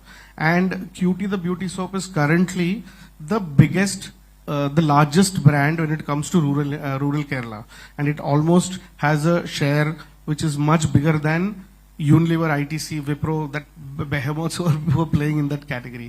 So, and purely because they have been associating with impact shows. So, there is a lot of merit that comes because there is a larger emotional connect and engagement on these shows. So I'll take this to you, Sharath, in terms of, so it's always said that attention levels in a linear television is far more higher, and which is what he's been also saying from an impact perspective. So what's your point? What's your take on this? It's perfectly agree with him. As far as building material industry is concerned, when I was with ARS, we did one. We had as everybody know, TV is a high consuming budget. Okay. So what we did a short impact campaign. Okay, we did it with Sun TV on Sunday evening movie show. We blocked that entire thing and we linked that to a digital platform. We ran a contest. It's just 3-day activity. Okay, we spent only 3 days ka money. Okay, we had a budget constraint that this is just post-COVID. Okay. So what happened, we linked that the contest to a digital platform where we there was a small question from the ad. We will tell you watch this ad on this particular program and you will win diamonds. Diamonds was the campaign. So we launched 5TD grade. So D is related to diamonds. So to hit the minds of the end users, what we thought, we should run a different campaign in which media we thought, okay, TV will have a bigger reach. Obviously, it did well. We got close to 1 lakh entries from the same family. 4 people will be contesting. We shortlisted that also. So quality, close to 1.5 lakhs was the entry, and the impact was 1 lakh people genuinely watched that film. Okay, so we were able to track that activity also. So we didn't rely on back numbers. We experimented it in TV and we got a good results. Great. So I'll continue with this thing in terms of evaluating the effectiveness of the TV campaign, and I think you've given one example. So Puneet, how do you, from your perspective, evaluate that? And I'll throw that same question to you also, Ajay, after Puneet answers. In terms of from your perspective, Puneet, how do you evaluate the TV campaigns? So we look at the full range of measures and metrics which are available, right from the brand health tracks. So health tracks help us to understand the improvement in awareness levels, whether this top of mind has gone up, trials have gone up, or retainership has gone up. So some of those things we understand from there. The second thing we do is we track the measures which we are driving. So suppose if we are driving a particular measure, and those 3-4 key measures which are more attitudinal in the nature, we try and see the score movement on them. That's the second thing. So that's purely creative and media kind of a judgment. But beyond that, I think business doesn't end there, and therefore comes the measures like market share delta. So what is the market share delta pre, during, and post? I think that's the way we evaluate. And lastly, of course, sales. So sales impact. While it is very difficult to attribute 100% of that to a particular campaign, but still, when you see it in a combination of all these factors, you'll be able to take a judgment. Okay, if there is some impact or not, and at least you'll understand if there is a thing which was missing from the execution piece on the ground, which we can pick up the next time we do a campaign. So these learnings actually share very collaboratively with our team, whether it's a sales team or the trade marketing team, and we build a narrative, and we build the entire picture, which is clear to all of us that it has worked or not worked, and what can be done to improve further. I think that's the way we operate, Uday. Sure, thanks. Ajay. So from a media standpoint, there are two metrics which can be done. One is obviously the traditional metric, which is basically your GRP, reach, and CPRP for your so-called ROI metrics. The other one is your business metric, which Mohan just said in terms of market share, sales, and customer acquisition. See, most of the categories, it is a blend of, say, 70-30 ratio when it comes to traditional versus business metrics. But there are certain categories which give more weightages to your business metric. Like, there are clients like in our own system like Apple and say Acco, which give more weightages to your business metric, which is basically client acquisition and stuff like that. So here comes that whole discussion of quality versus quantity. So but this is generally the two metrics that we usually evaluate. And sure, great. So what I wanted to ask you, because you have a hell lot of data, right? Considering you are ultimately you have the users coming into your platform, so you are able to kind of collect a lot of data, right? A lot of digital signals are able. So is there a way where you are able to kind of also link, the data that is available with you with the performance of television? Is there something you do? Yeah. So we do that. So specifically when it comes to TV, since we are a digital platform, so what we do is whenever we are running any campaigns, and especially if we are running impact campaigns, what we try to see is if there is a particular time band in which we have run an impact campaign. Say for example, we are running Big Boss, and on the weekend we have an integration. We do integrations at certain times also. So during that day, once the program went live, after that for the next 6 hours, was there an uptick in our app installs? Were there installs which were increasing, and what was the quality of those installs? So we are able to check that, and when you start plotting this data over days, weeks, months, quarters, and you start doing a regression on them, you are very easily able to see which channels, which particular days, which genres, which programs work well for you, and then you're able to isolate them and start refining on your TV media plans. Otherwise, there is no specific way to do it, just the way you will do digital. But TV, that's the way we generally try to do. Yeah. Great. So, Puneet, just moving on, there's always a pre-pandemic time and there's a post-pandemic time, right? Everything kind of, our entire lives changed. So from your perspective, and if we look at it from a television perspective, has there been a change in the way you are approaching television advertising? Has there been a change in, the kind of the viewers and your consumers patterns? What have you seen a difference, or you feel it's all back to normal, back to pre-pandemic times? And it's a great question actually, and difficult to answer at that as well. What we have seen is that for TV, I think the habit is back to pretty much where it was. Though, when you look at all the data which is available, it also kind of points to the fact that viewership is shifting from TV and overall GRPs on the networks is going down on a sustained basis to more online medium, whether it is OTT, whether it is OLVs or digital, Facebooks and YouTubes of the world. So there is a shift in the media, and I think that is where we see a lot more. Even the investment wise, if you see overall, the investments for digital is going up on a sustained basis, and the number of hours spent on phone or online versus on TV is also kind of getting skewed. Having said that, like I said, despite all that, the prime time of TV and the key GEC continues to be a property which is worth trying out and giving a shot at, because that gives you the maximum reach and, like I said, a very attentive audience, because they're coming to appointment viewership. The pitfall of some of these medium, the other digital medium and online medium, is that, and this I'm just doing a comparison so that we get a sense of where TV still holds its own. The OTT platform or the online platforms, the challenge there is I cannot target that specifically. For example, in a TV plan, I can have top 10 programs, top 15 programs of my choice, right? While in case of an OTT or a OLV plan, I'm struggling to get that, right? It is not appointment viewership.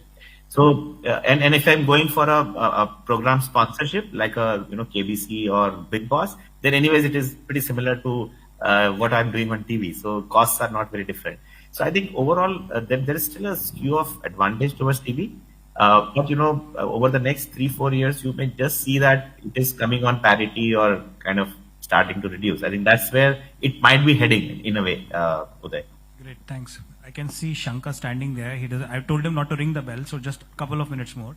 But, so Arjun, I just wanted to come back to you on the fact, while Puneet talked about this, how the changes have happened post-pandemic. Also, the other shift is in the what we call the generation alpha, right? I mean, the youngsters, the digitally savvy audiences. So how do you, as far like, and that's also a segment that you also target, right? As they grow older, that's the future segment for you, right? So how do you kind of fine tune your TV strategies to kind of reach out to this audience, which is digitally most savvy? And I will come back to you, Kishan, on this from a television broadcaster perspective. Okay, so there are two parts to this. One is, in terms of what they believe in and what they don't believe in. So that is, that is being solved by the communication that we are looking at. But when it comes to mediums, I think the younger generation which is coming, they are into a lot more into experience. They don't like to be given too much of advocacy.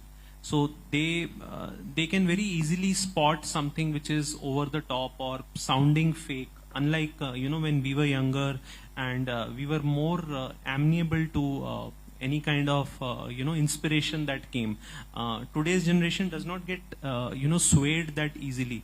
So for us, obviously digital is very critical, and influencer marketing, content which is much more relevant for the Gen Z audience, which is more relevant for us right now, works. When it comes to TV, what we are seeing nowadays is that generic ads really don't work, while we continue to do that to build reach and awareness. But whenever we do something which is a little bit more integrated into the content that is coming out, so which is more than just just sponsoring or just impact, if we are integrating into the shows, that sounds more authentic and real, and that captures attention better.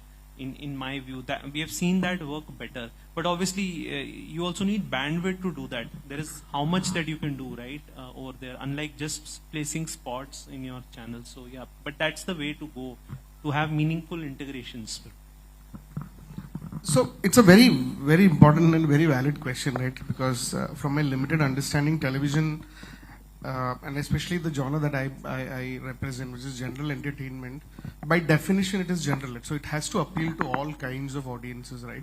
So that's the challenge that as a broadcaster I I face.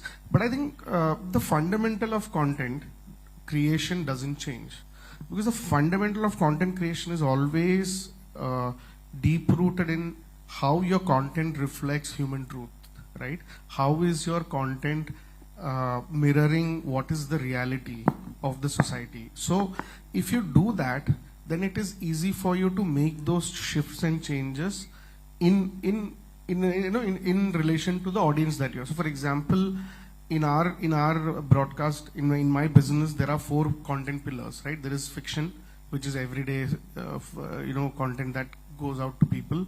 There is non-fiction, which is reality, game shows and all of that. There are movies, and then there is events and all of these things, right?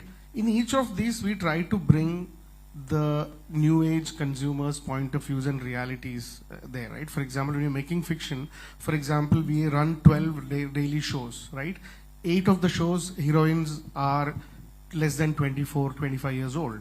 Now, when we do that, we do extensive research to understand what are their attitudes and all that about life, about marriage, about work, about education and all of that. And we try to bring that through instances and storylines and all of that, so that we are closer to them, right? It is always a work in progress, right? In non-fiction, for example, when we make shows like Big Boss and all of that, we try to ensure that we represent them. So for example, in the weekend episodes, when Mr. Mohanlal comes and does the weekend episodes, we ensure that we listen to social media, we get comments from them, and we bring it back onto the show so that they feel represented.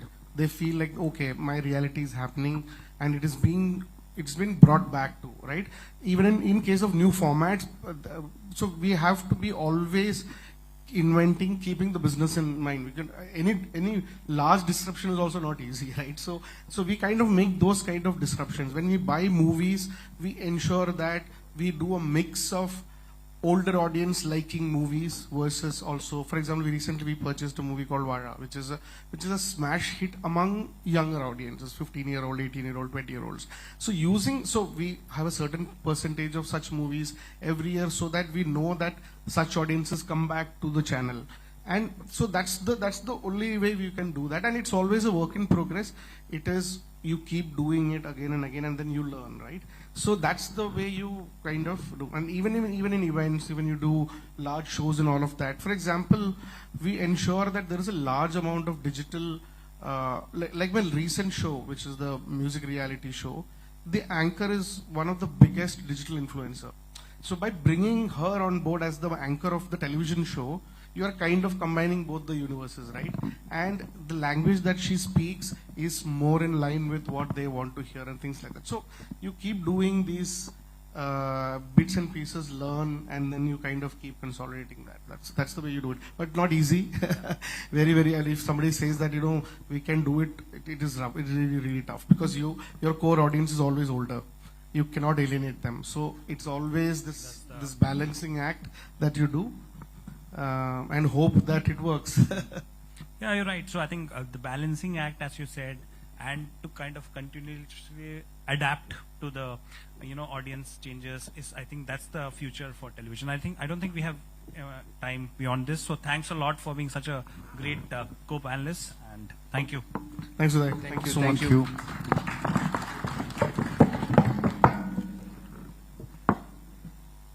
Thank you. Thank you.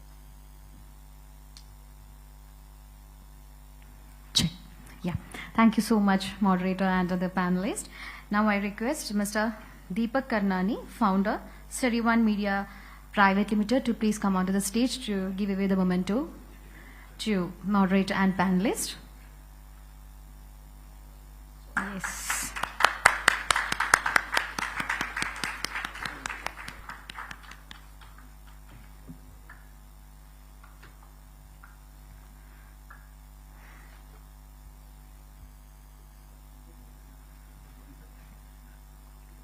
So,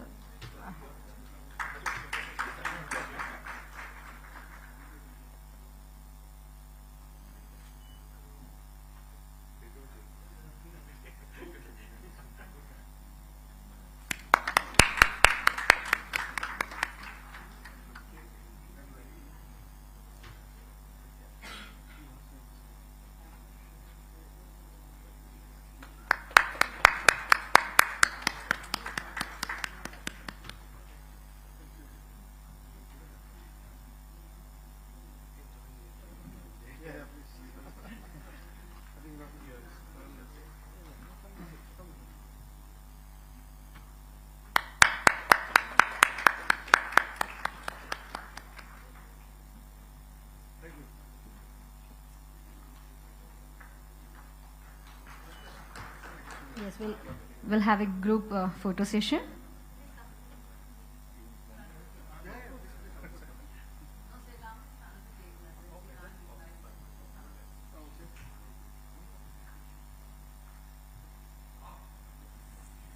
I'd like to start by congratulating Shankar and Fourth Dimension Media for hosting yet another.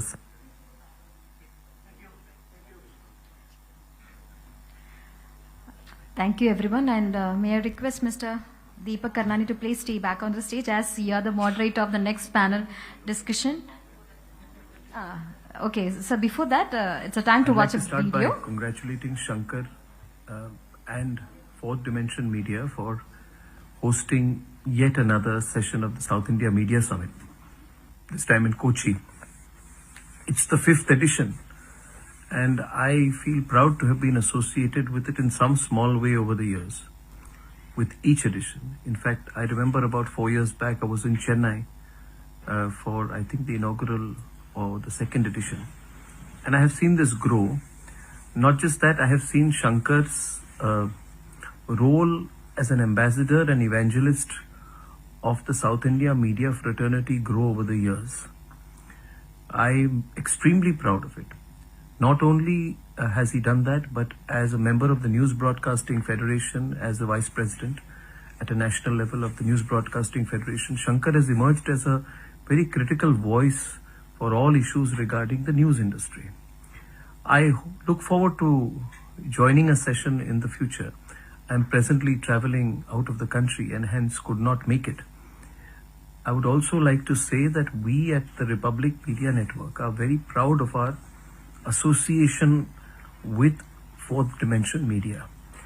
Fourth Dimension Media has been representing the Republic Media Network as partners and compatriots for many years now, and we have strengthened our relationship even more in the last couple of years. So I look forward to working with a lot of people for Shankar to represent us at all platforms, commercially and otherwise. And it's been a wonderful experience working with Fourth Dimension Media. And I congratulate everybody for being part of the wonderful forum. And I have no doubt that the media in the southern part of the country will grow leaps and bounds. We have played a small role by launching Republic Kannada, which completed a year this month. And we look forward to growing more in the southern parts of the country in various languages and geographies, not just as a network, but as a collective of media groups. So Shankar, congratulations, and I look forward to meeting you all soon. Thank you.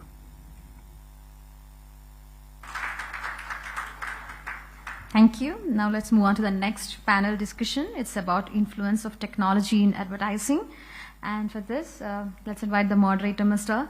Deepak Karnani, founder, Seri1 Media Private Limited. Let's invite him with a big round of applause. With over 20 years, so please take the seat. With over 20 years of experience in the media and entertainment industry, and under his leadership, Seri1 Media has revolutionized regional content creation. His expertise spans television, digital media, and marketing.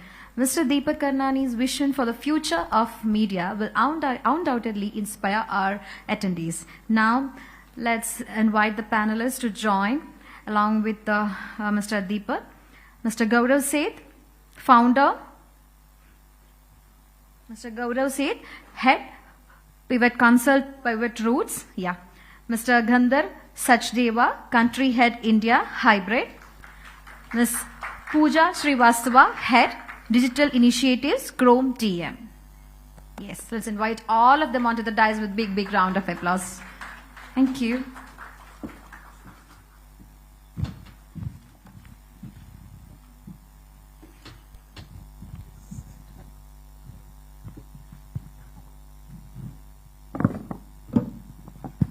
Thank you, everyone, and I'm cognizant of the fact that this is amongst the last panels, so we'll try and keep it a little interesting and probably short as well, because I'm sure a lot of you have flights to catch.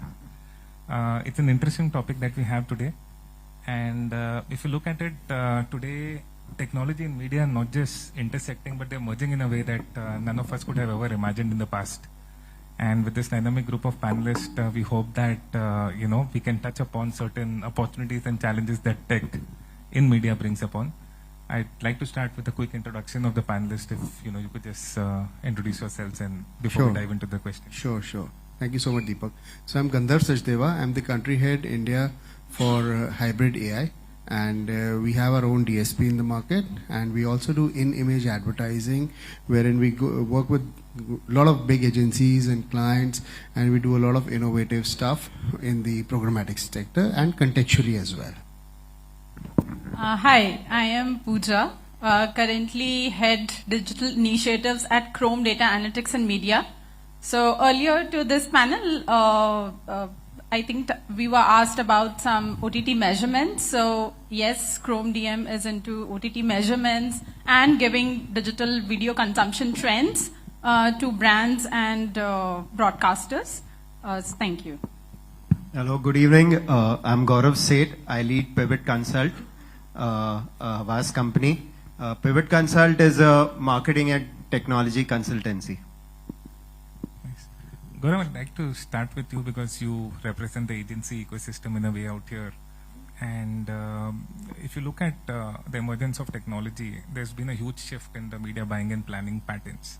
How do you see that has impacted the way agencies kind of work and the offerings that they promote or offer to their advertising clients? Right. So, if you see the internet or the mainstream internet has been around for 30 years, although internet has been there since the last 50 years, but mainstream it's been there for the last 30 years, and programmatic advertising has probably come in 2008, 2009, so about 25 odd years. And then of course the smartphone was launched in 2008, the Apple smartphone, and that's when the consumption of internet exploded. And that's of course where the eyeballs are, that's where advertising technologies are. So ad servers started coming in, and then other marketing technologies started coming in. So apart from the complexity of technologies that we speak of, if you see brands, marketeers, they are probably in their third or fourth cycle, if you consider each cycle to be 5 years, of using these technologies. And one of the challenges that they face is redundancy. Another challenge that they face is overlapping technologies. So the most important role of an agency, because the agency has the benefit of working with hundreds of, if not thousands of marketeers, is that they should be able to build their marketing stack or their advertising stack. So that's number one. Second, they should be helping them implement it, so that they are driving value from it. And third, they should be able to sustain it, so that brands see incremental value in using these technologies. So, taking on from your incremental value, we also have a huge kind of talk about the ecosystem of connected TV, which is emerging, right? But I represent Free, my company represents Free SSP in India. And whenever we talk about connected television, we have two questions that come up. One is that A, does it have scale?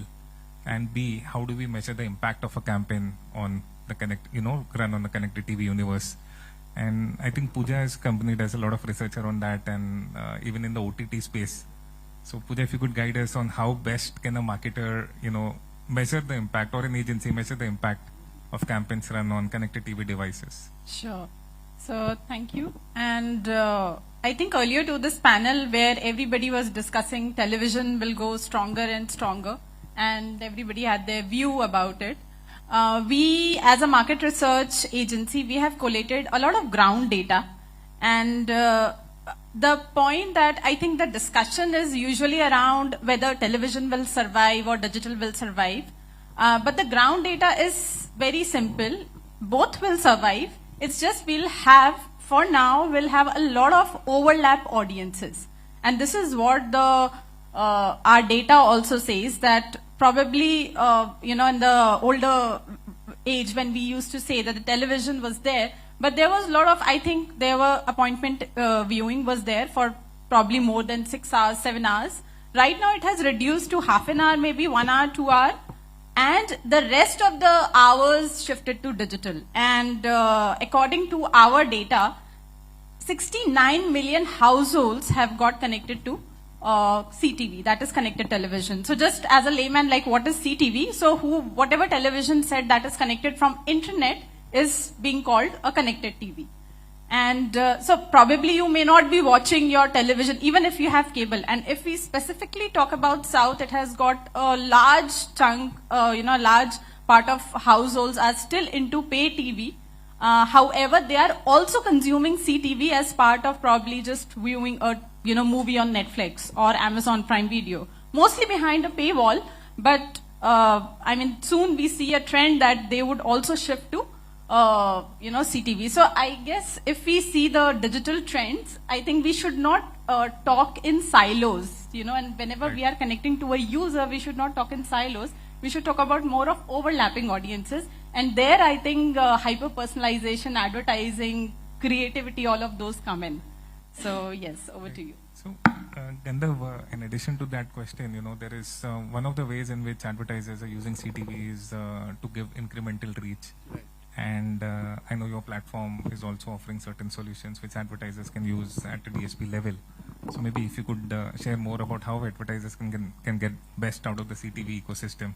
So as it stands today. Yeah, so what we've seen in the past is that there's been a lot of OTT consumption which was happening, and suddenly the trends came into wherein CTV came into place. And when we go to meet up our clients, agencies, they're like, we need CTV is something that has been required.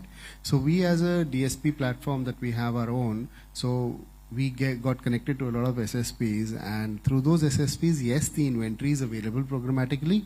But yes, at this point of time, the inventory is being still held by the organizations themselves, and they're doing a direct deal and everything. That's something which is happening. So having said that, in some time, as she mentioned, that 69% is now on the connected TV.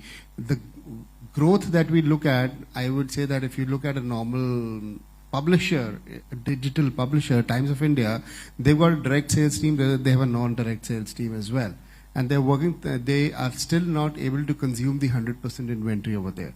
So once this inventory grows, at that point of time, programmatic is the platform wherein we can actually reach the right audience at the right time. Right. So like we have a product which is like TV Sync. So we work on the IP and the linear TVs over there, wherein at the time the ad is being consumed on the television, say 7 p.m., a television ad. At the same time, within a fraction of 3 seconds, we can show the same ad on the mobile, targeting the right user that you actually want to do. So these technologies are ready, they're ready to go, but yes, the inventory is something which has been required.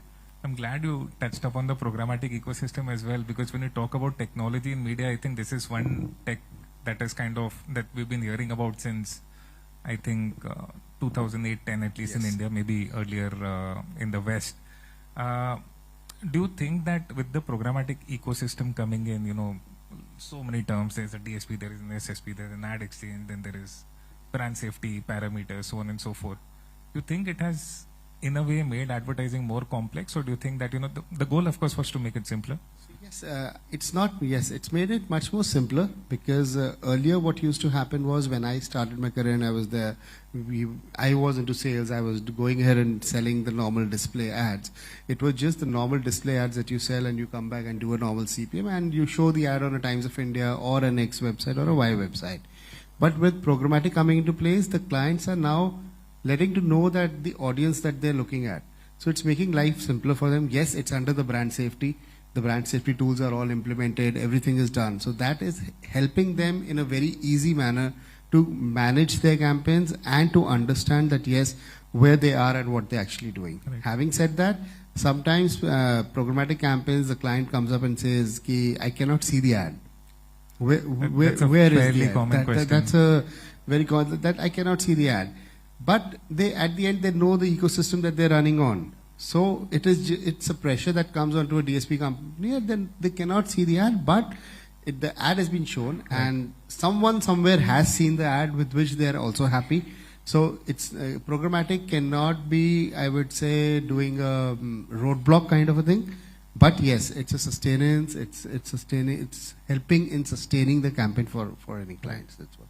So, Gaurav, how do you advise your clients and how do you advise them in navigating this entire ecosystem? Because what we see at our end is there are, a couple of platforms which dominate these spends, and it's fairly difficult to move advertisers beyond these platforms, right? For example, PG deals dominate programmatic bias, but as Gandharv was hinting as well, the unsold inventory which goes into open auction, as that increases, that's true programmatic. So what do you as the brand custodians in the agency ecosystem advise your clients when it comes to programmatic ecosystem? I mean, it's all driven by demand, obviously. So, but yeah, see, we have to be agnostic, and we have to look at the best interests of the clients. So being an agency, it exposes us to different platforms, and it allows us to understand their strengths. So, depending on what the strength of a specific platform is, and the good thing about, the programmatic ecosystem is that it's not monopolistic or duopolistic, like, search maybe for Google. There are companies, a lot of innovative companies that are there that have certain specific capabilities that are unique to their platforms.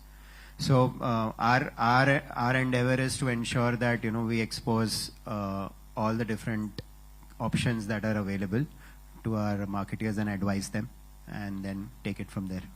But in doing that, wouldn't you kind of, one of the challenges, of course, why there are certain DSPs who get more business than the others is that you lose out on the fact of delivering unified reach, which is one of the promises of programmatic advertising. Is there a way in which we can address that as well? Because I'm sure Gandharv has a great product, but I'm fairly sure that there are a lot of challenges that he faces when it comes to media agencies in terms of adoption. So maybe you can also share about your challenges, and we have somebody who can help us advise on how to overcome those challenges. I mean, see that, there is a good answer and then there is a real answer to this.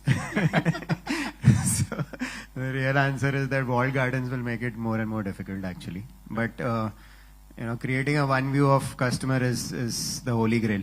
Correct. So, do you think we're moving in that direction? Are there any interoperable kind of solutions that are on the radar which you feel can address this challenge in the future? So it depends on what identifiers are used. So, cookies, there is an inherent problem because you can only read your own domain's cookies. But with other identifiers, it's easier to create a one view. So if we are able to, gather that, but then again, programmatic advertising essentially relies on cookies and device IDs. These are the two. So cookies, for everyone's reference, is the unique identifier on the browser, and device IDs on the applications. This is mostly how we consume the internet. So maybe in the post acquisition world, where you've already acquired the customer and you are engaging with them on your own channels, like sending notifications and emails and all, there it's more feasible. In the pre-customer acquisition world of cookies and device IDs, it's slightly more challenging. Right. Gandharv, you have anything to add to any of the challenges? He's actually said it all. Yeah. This discussion has given me a lot of inspiration to create one. There's a lot of money to be made if we can crack this. But definitely, I think as far as advertising is concerned, it specifically leads, on brand or a particular category that you are dealing with. So in that sense, a lot of more parameters that can be added. Like he said, this just one unique identifiers. But what if there is a tool which can actually make sure that you are the right user for it. So I am somebody who watches, say, for Turkish drama. So probably I want to eat Turkish Delight more, and there's one brand that serves Turkish Delight and throws me that particular ad. I might buy it. So I'm just so just saying, probably not the right inference, but just for, making the fact that probably more and more parameters can make the advertising, the programmatic advertising, more simpler. Right. I think what you're suggesting is also that contextual advertising is something that we can So for that, what you mentioned, we already have a tool in place for that. It's something which is known as Vox. We do in-image advertising, wherein our tool would actually scan the complete article and the image and detect what is needed in the image, and accordingly it will show the ad on the editorial image of the article. Wherein, like we doing these campaigns for Himalaya, wherein it says that, okay, fine, if it's a lip balm, whether the image is relevant to see the ad or it is not, and the article is, then contextually we scan it and then we go ahead and show the ads. So the tools are there in the market. It's just that the marketers and the clients are still trying to understand that how best they can use these tools too. So that's a great insight. And I mean, in these tools again, do you see challenges of brand safety or contextual relevance coming in place? Like, you know, how does your so AI read we as the a company, context? we have our own internal brand safety and tools implemented where we do not face any problems. We just have to tick mark which are the negative keywords that cannot be taken care of, and we run these campaigns. That's not such a problem at all. Because when you implement in such AI tools and all, you have to take care of the brand safety. Right. The client is much more involved, and they would like that the negative articles should not have these ad connotations. Right. So, I mean, we spoke a lot about various pieces of technology. You know, you have AI, you have, you know, contextual advertising. And what we've seen largely is over the past, you know, decade or so, advertising moved from being creative-led, more data-led. I mean, I'll ask you all a question. When was the last time you saw a banner ad and went, wow? Right. So do you think that creativity is taking a backseat? And if so, you know, do you as agencies and as, you know, platform partners, as somebody who conducts post-campaign studies, do you also focus on the creative element of technology? So, see, technology will help you, you know, get to the right user.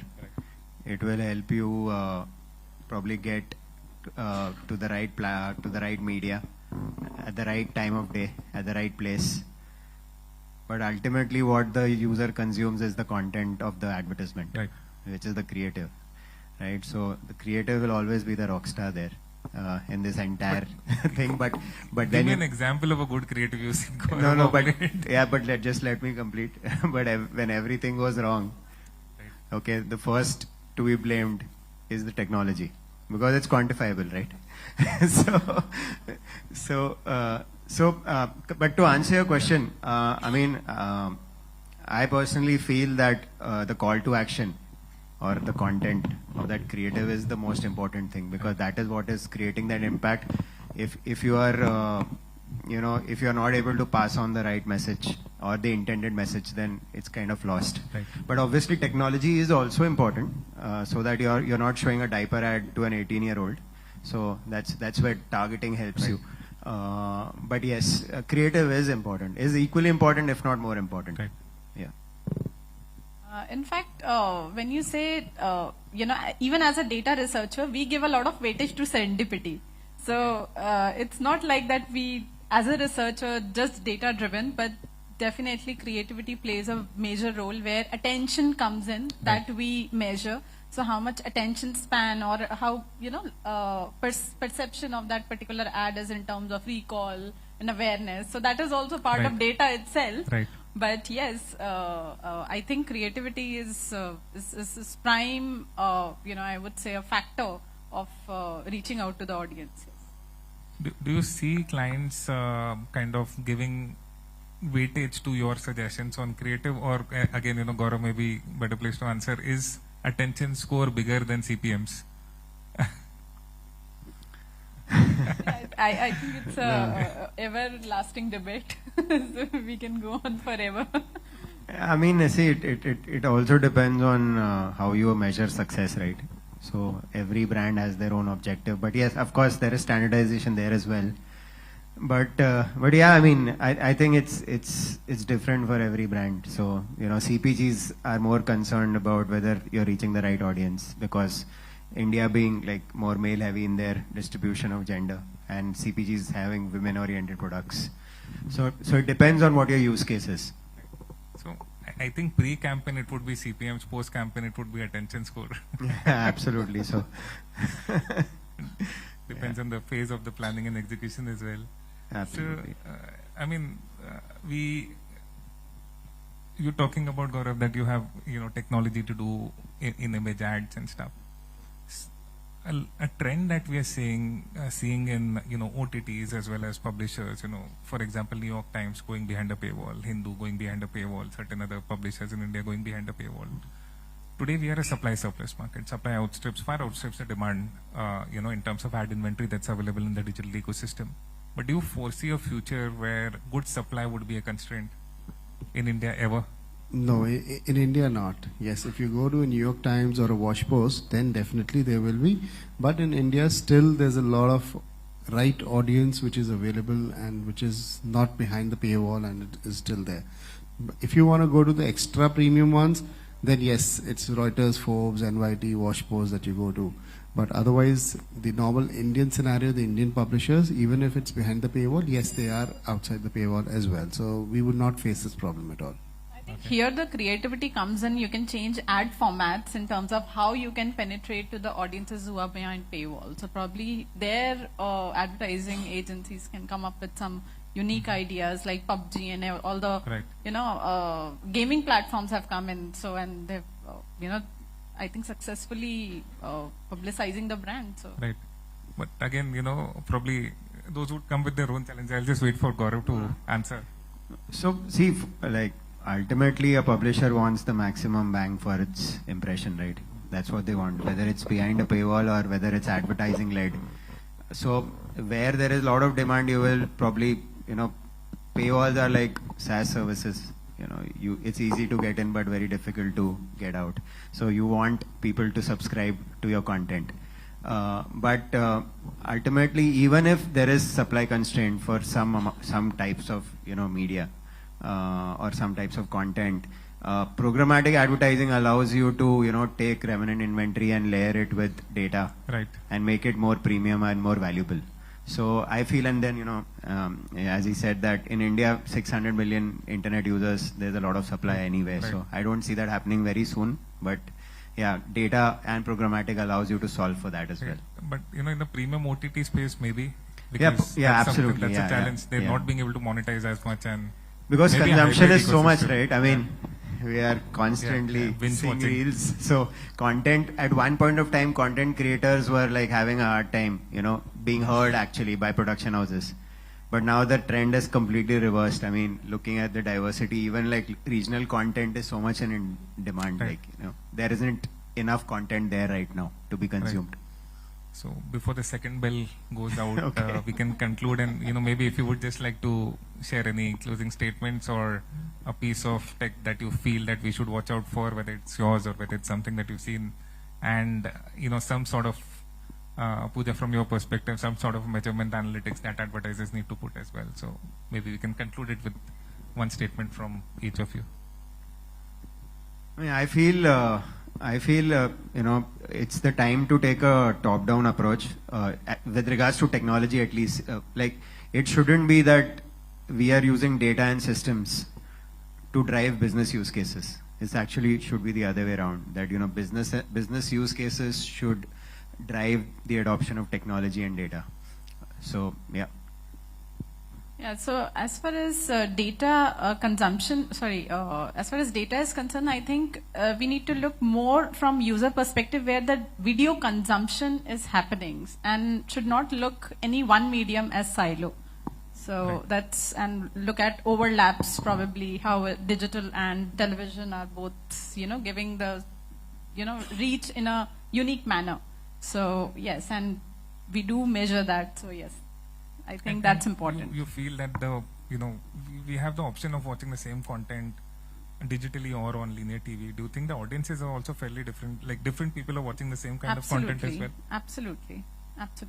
So I think the archaic way of segregating the audience is also something that I personally challenge the advertisers to not look at that. Because right now 14-year-old might not be different from 30-year-old. The kind of data that they are Right. consuming, the content they are consuming probably is the same. So probably we can go beyond age, gender and the old archaic, form of bifurcations and can look more from the persona, more towards the personal, factors that may, look at. So we are just defending that, advocating on that. But yes, I think data can give you a lot of insights. Yes.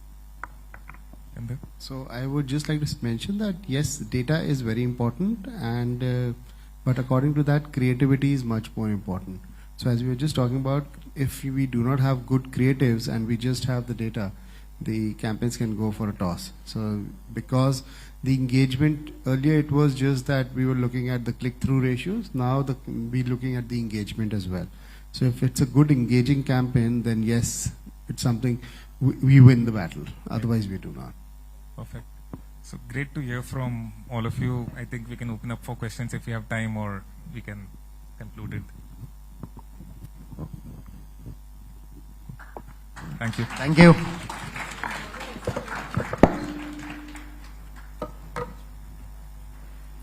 Thank you so much, everyone. And before you leave, I would like to invite Mr. Amar Najkur from Higher to please come onto the stage to give away the mementos to the moderator and panelists. Yes.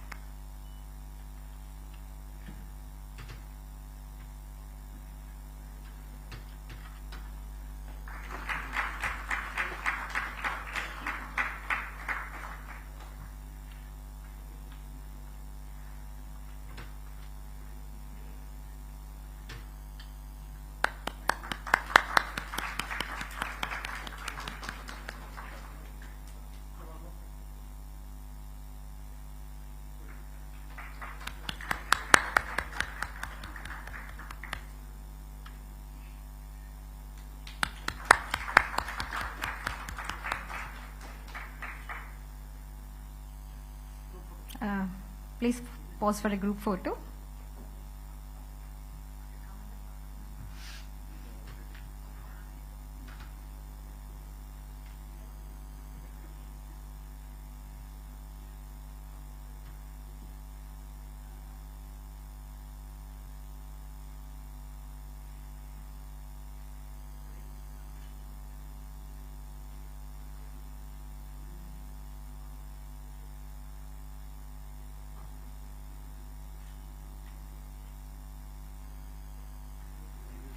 Thank you so much. Kindly get back to your seats. And now, dear ladies and gentlemen, we are moving on to the last and final panel discussion of South India Media Summit Season 5, presented by Reporter TV and powered by The Hindu. And the last discussion is about sports and experimental marketing. And for this, let's invite the moderator and panelists onto the dais. As moderator, we have Mr. Sony V. Matthew. He's the Vice President and Head of Branding and Communications at ISAF Small Finance Bank. Let's invite Mr. Sony V. Matthew with a big round of applause onto the dais. With over 15 years of experience in marketing and communications, Mr. Matthew brings expertise in brand strategy, digital marketing, and social media, corporate communications, and PR. And now, let's invite the panelists onto the dais to join him. Akriti Tyagi, Director, Marketing, HarperCollins Publishers India. Mr. Kiran James, Chief Marketing Consultant, Muthoot Matthew Group. Mr. Kurian, Director, Marketing and Admin, Vigaland Homes. And Mr. R. Venkata Subramanian, COO, Havas Play, India.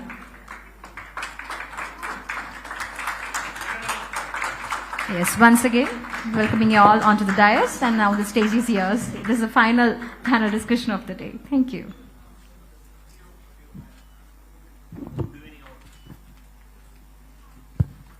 Good evening, all. Yeah, this is, yeah.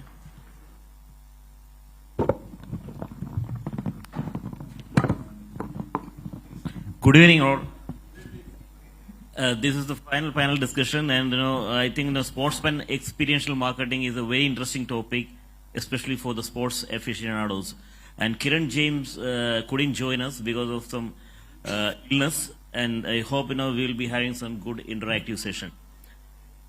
So we have with us Mr. Venkat, Kurian, and Akriti. They were all introduced in the beginning, and my first question is to Venkat. Okay, this is related to sports, and when it comes to sports endorsements, brand endorsements, most of the topics are revolving around cricket and cricket's two superstars. My first question is, how non-cricketing brand ambassadors are faring now in the industry? Do you think that they are in for a long haul? Thank you, everyone. Good evening. It's not like that. What you are saying, only cricketers are getting brand endorsement. That is changing now. Okay. For example, Neeraj Chopra or Sindhu, the recent Manubaka. All three they got somewhere around 25 plus brands endorsement now. Okay, especially if you can see all the top brands. It's not the small brands from Visa, Coke, Thumbs Up, Samsung, Century, Mattresses, Eveready, Britannia. You name all the top brands. These guys are signed. Especially Neeraj Chopra, if you're talking about today, his demand is 4.5 crore, 4 to 4.5 crore, like cricketer. Okay, any cricketer also asking something, the brand endorsement for that level. PV Sindhu, she is right now into 1 to 2 crore.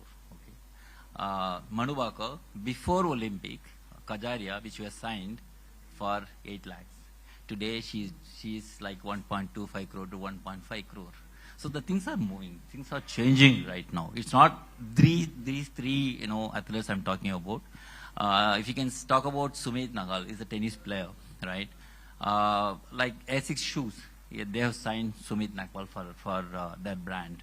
Sunil Chetri, Skechers, they have signed Sunil Chetri as a footballer. They have signed on this. Plus, if you are talking about Bisleri, they are talking about Manpreet Singh, he's a hockey player, right? And Ashwin Ponnappa is a badminton player. Bisleri has signed on those brand endorsement. Plus, we are talking about yes, bank. What they have done, very interestingly, they have not signed only one player. They have signed 5 badminton players, right? From Chirag to Lakshya to Swati, Satak, and they have signed all the 5 badminton players. They have signed. So now the things are changing. But anyway, the one thing is you can't compare with cricket. Cricket is, in India, cricket is religious, right? So you can't compare with cricket. But at the same time, non-athlete, athletes also started getting endorsement right now.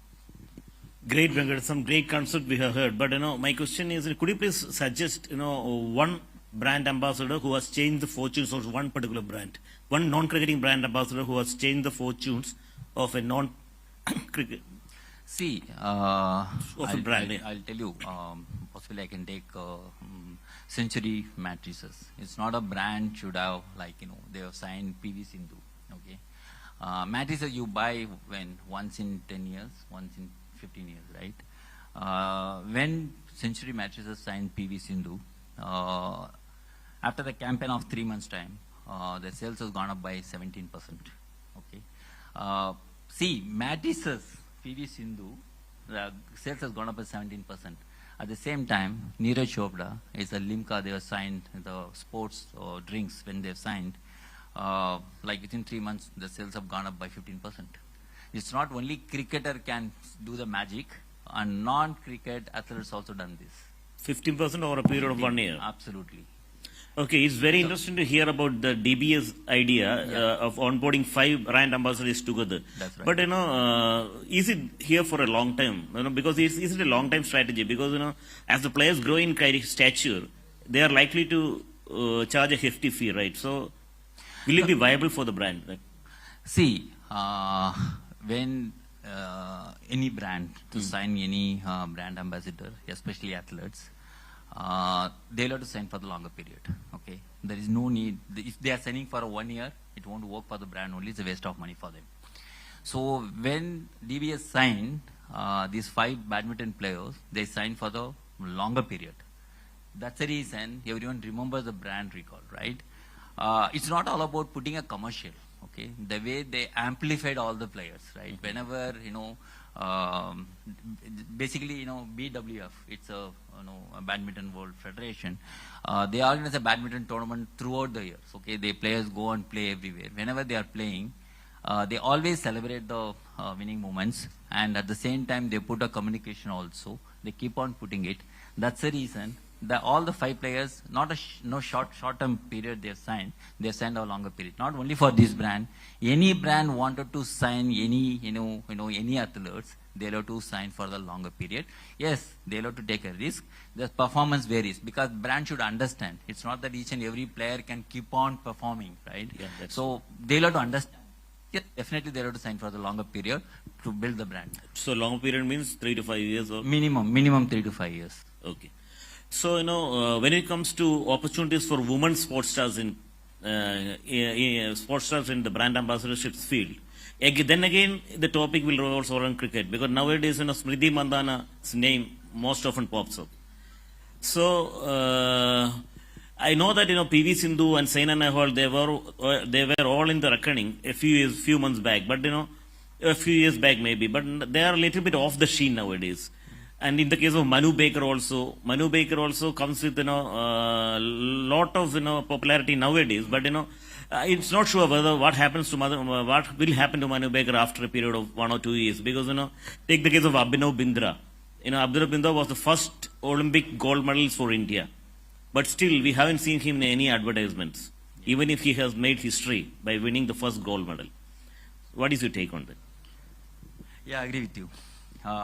The point is this: in India, each and every brand, what they are expecting? They are expecting each and every athlete should be visible throughout the year. Okay.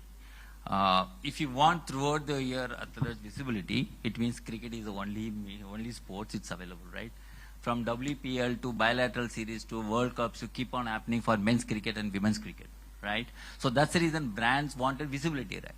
That the other thing is what you rightly mentioned on the badminton, which is BWF happens throughout the year. So the badminton player is also getting attractive on this, right? Neeraj Chopra is a impact player. I can name as an impact player because what he has done, he has created a history to get a Olympics gold medal.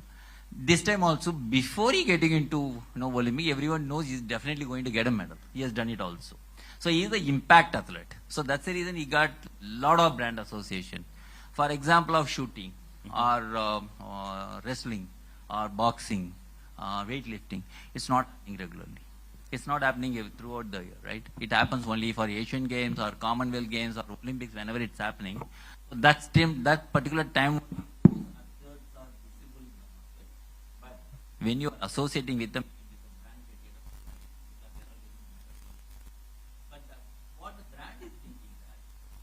visibility. So the visibility is a problem. That's the reason those guys not but what is mentioned the other sports athletes, they are also started getting possibly we can see it in the last 2 years.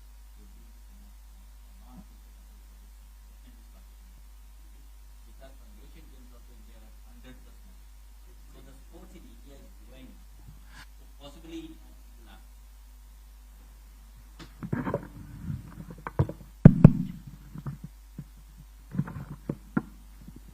Yeah. So what is the role of personal branding in this? Because you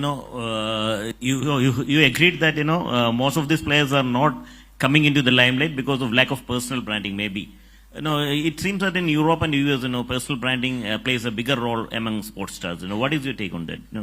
So see, the point is this: personal each and every get to work on achieve the goal. You are absolutely right. US and China, UK, they are all personal. They are all working hard to get everything. Yeah, India, they will have to work hard to make it happen. Yeah.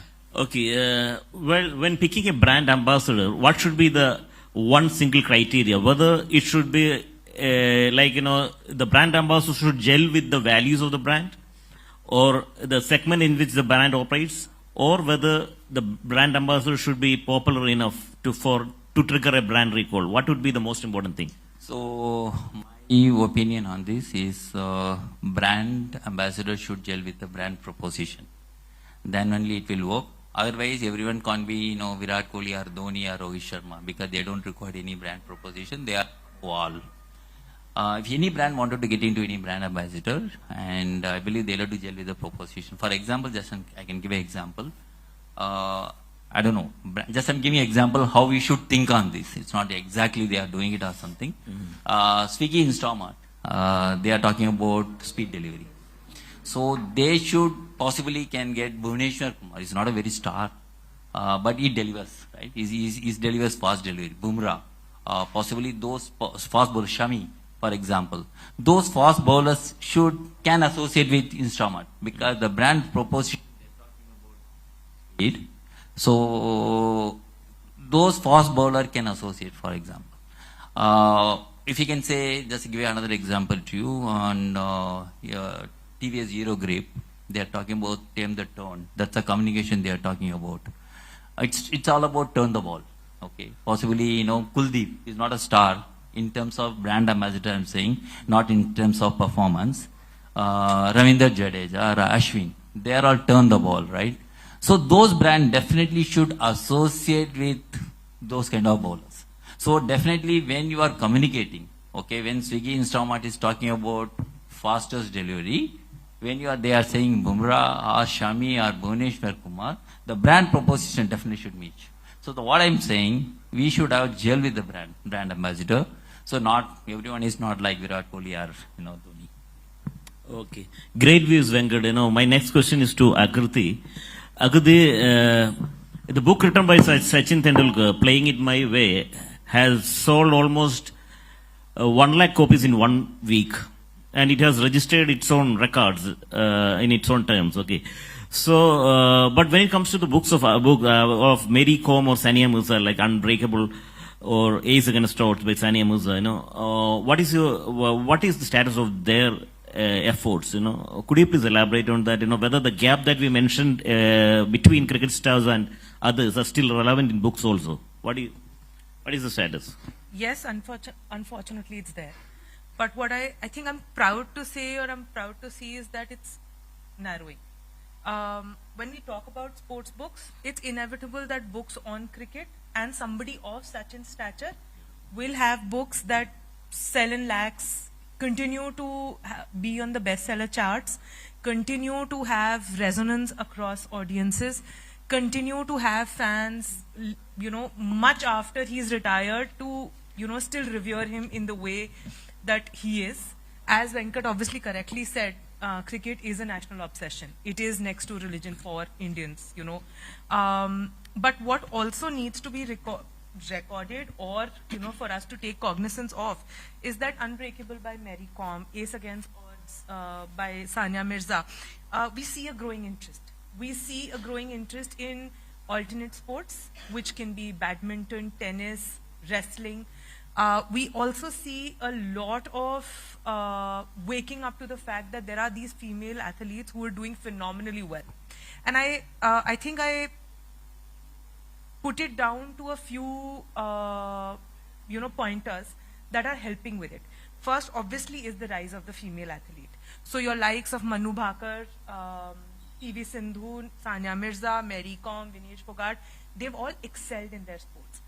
The fact that they also have broken societal norms to get where they are, to the fact that they've had to have, a more arduous journey than your normal cricket fan. I'm not saying that, cricketers don't have it tough. I'm just saying for them, the road map, as it were, is slightly more tougher and more harder. There's also a shift in consumer interest. People are looking for other sports. The expansion of perspective, as it were, is growing. People are looking for alternative sports as, mediums of interest. They're also looking somewhere, waking up to the fact that there is this whole other segment that's, working really hard. There's also a rise of alternate leagues. So you have your Pro Kabaddi, your Indian Super League, you have your, badminton leagues. they're all augmenting the fact that there is a rise, in alternate sports. So that will be reflected in the books as well. Exactly. So for us as publishers, I think what's happening is that we've obviously seen the gap in the market, as it were. We're jumping on the trends.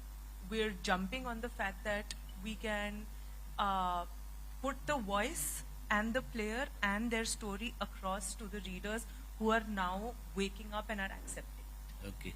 I think, good views, Agardena. I think a lot of youngsters are there in the audience, For their benefit, could you please suggest one single sports book that inspired generations of young athletes?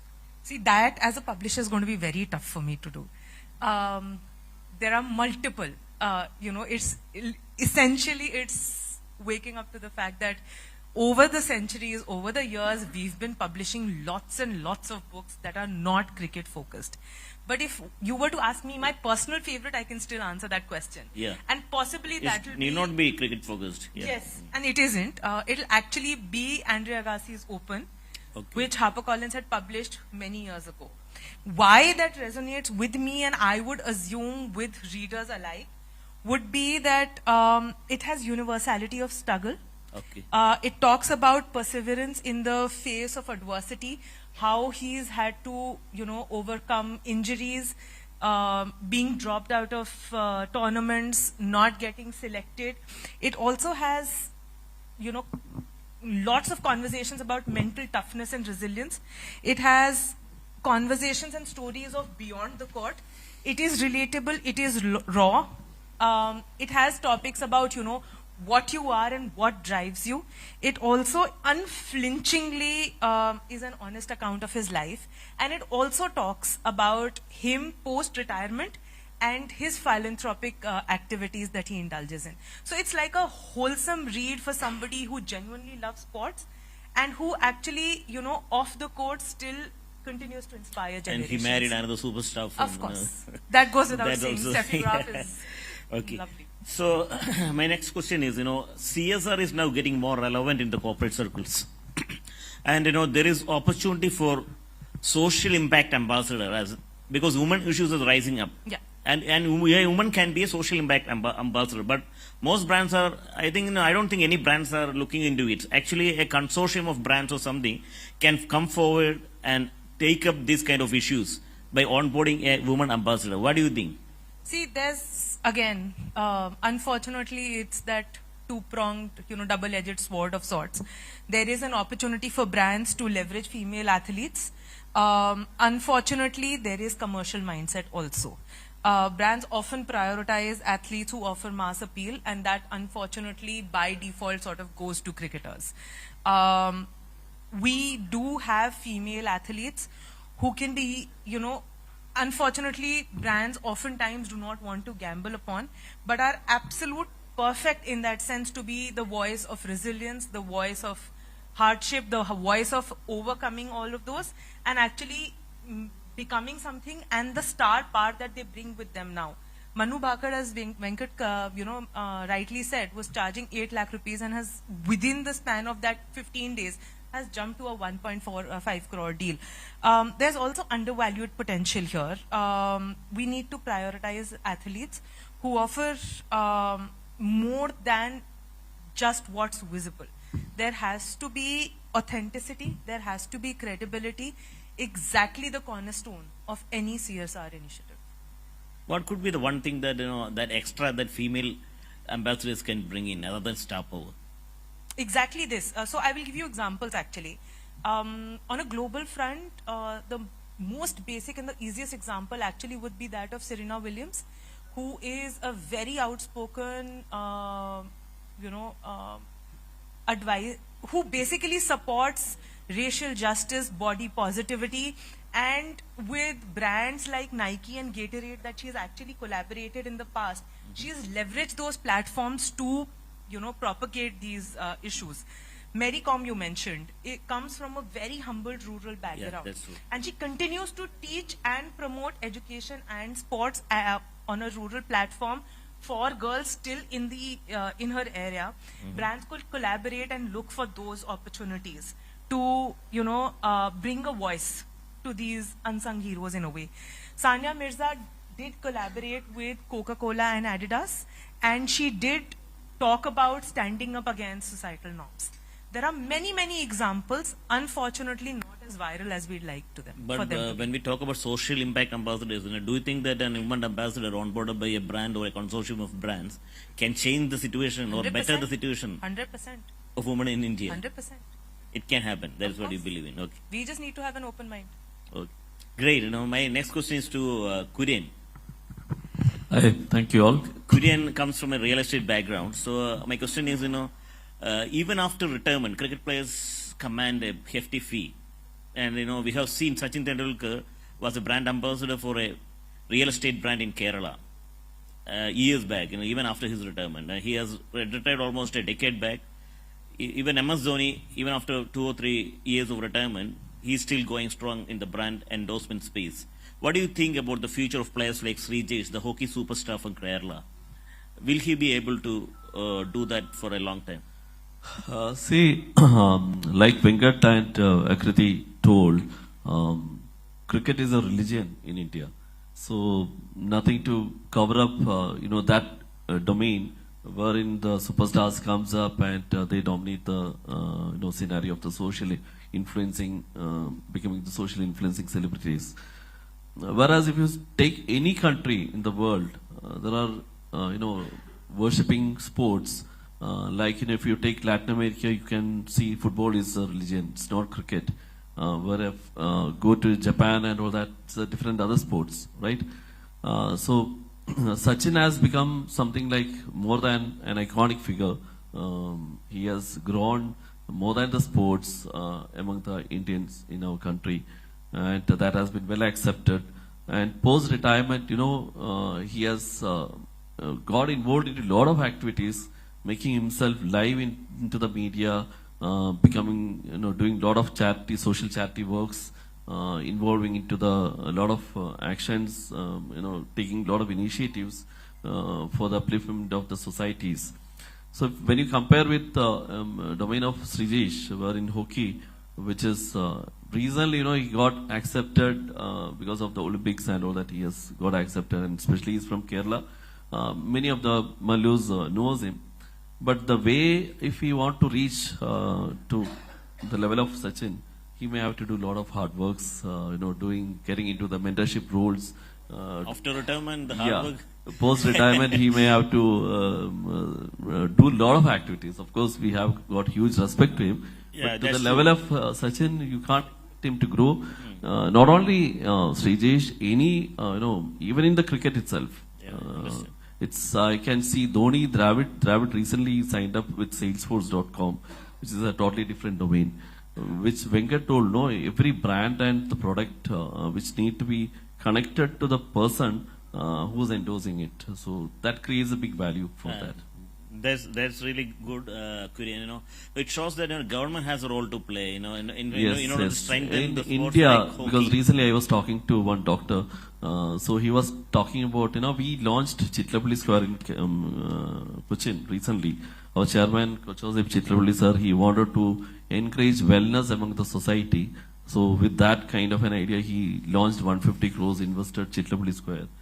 What happened is, one doctor happened to discuss in dialogue with us, and he was telling, in India, people see sports as not as a they treat it in a different. The priority is to the academics.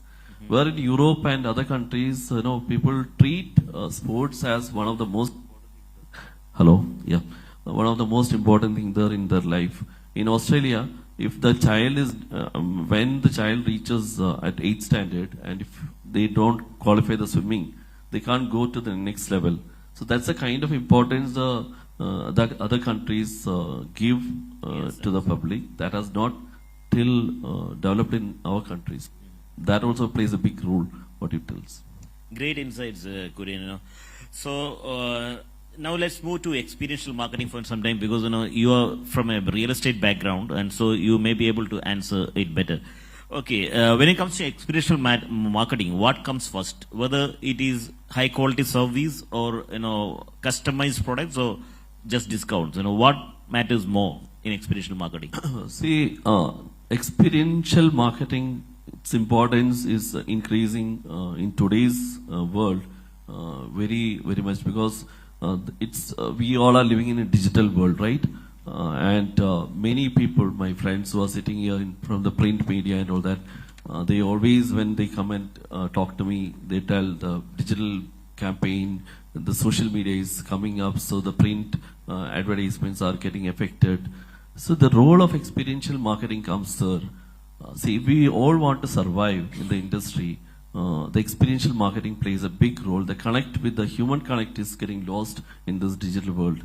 So rightly what you said, when I talk about experiential marketing, where you're trying to give experience to the customers, that's what the main objective of that kind of campaign, right? Yes. So where you're planning to give an experiential marketing, the priority is definitely for the quality of the product and the service. Then comes the next thing. Discounts. Discounts is last. The service, kind of things. Then the discount is the last. You can take a ratio of 50% to the quality of the products, where the customer can experience the quality of the product. 30% maybe for the service what you want to deliver. 20% the last element can be provided for the discounts, because discounts you have to play without affecting your brand. So that's the thing. I understand. While planning for experiential marketing, what should be considered more? Is it an ROI kind of stuff, or is it there for the long term? How do you view things? See, while considering it is in experiential marketing, ROI comes definitely important factor. But if you're too much focused into the ROI, then that's not, the purpose is not met there. It's about the long term. Like the term itself is experiential marketing. You are trying to give experience to the customer by showcasing your product superiority and giving some kind of experience which the customer can carry forward in their home or back and recollect your brand and then come back to your brand and invest in that. A person representing the real estate industry, this plays a big role because we give very much importance to the experiential marketing because it's high value ticket items. Wherein it's not like a car a customer is buying. Yeah. Car you can change in every 3 years. Where investing in home, it's a lifetime savings, and the customer gives too much value for it. So we give very much importance to the experiential marketing, wherein customer comes and feels the product, and they build trust from our interactions. We evaluate it. And if I look into the ROI and stringent into the things what I have to do, and some hanky-panky things, that my purpose will not meet there. So the answer is there itself. You need to play long term. You should have a long term goal where you should try to give the experience a proper kind of the brand requirement things to be placed. Understand. Okay. How do you measure the audience engagement? Is it only through the social media when it comes to experiential marketing? How do you measure the engagement? No, it's not like that. It's social media have generated a lot of tools, for assessment. But in experiential marketing, very well you can assess the thing. For example, we happened to participate recently. The main sponsor, the Hindus, Property Expo, which they organized, where they did it very well.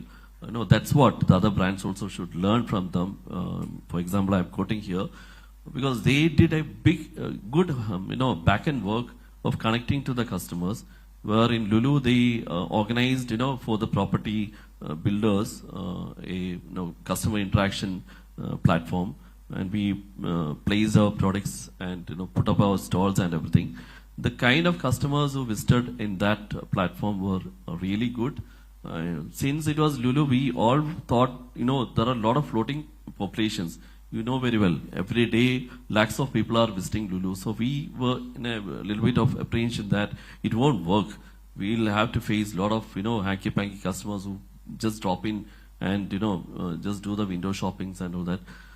So what we happened to see that since they did the good back work, we got good quality customer leads, and we strike the sales also of 1.5 crores apartment. We were able to close from there.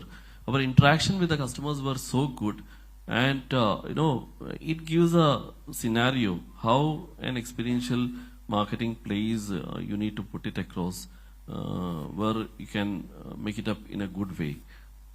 Great, Gideon. Okay.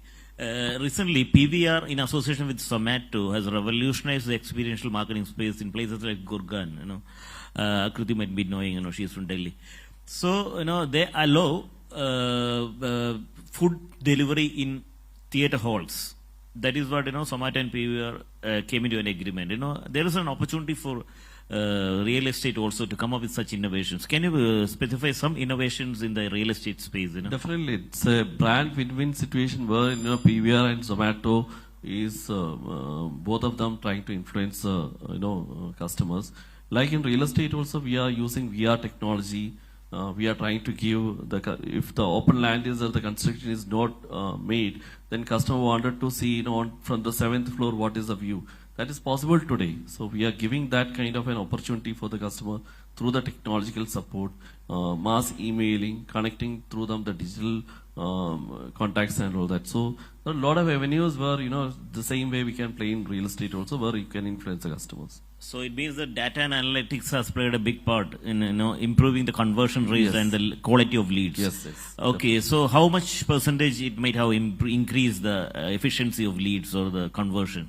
See, the more you are getting into the data, the more in-depth, micro level you are getting into the customers, your striking ratio of business is going to be very high. In our case, it has increased to the 75% to 80% of striking ratio, where our sales are jumped up 3 or 4 folds compared to the last 3-4 years by the adaptation of. And every year we are improving. We are trying to micro drilling our data and trying to reach to the right targets with the right spend. So the right way of data analysis helps you to spend on the right way, and your budget compared to earlier, so the conversion rate has almost doubled. Yes. Okay, so some brands are actually trying to democratize experiential marketing by organizing live shows and through sampling. Will that be viable in the long run for the brands? Definitely, because sampling and data analysis will definitely help. Because that gives an insight for you to plan your future and understand your customers, swing and taste towards your brand. So that helps a lot. So Venkat, my next question is to you. Please allow me to ask this question because Red Bull and Nike. These are some international brands, and Red Bull always go after adventurous advertisements, and Nike always stand for a cause which is not at all conservative in nature. But when it comes to Indian brands, most of the Indian brands are very much conservative in nature. When they want to say something, they don't prefer to. They will always say in a very simple manner, or something which is not at all affecting the emotions of the government or anybody who is in the role. So what is your take on that? Is it because of the cultural influence, or what could be the reason?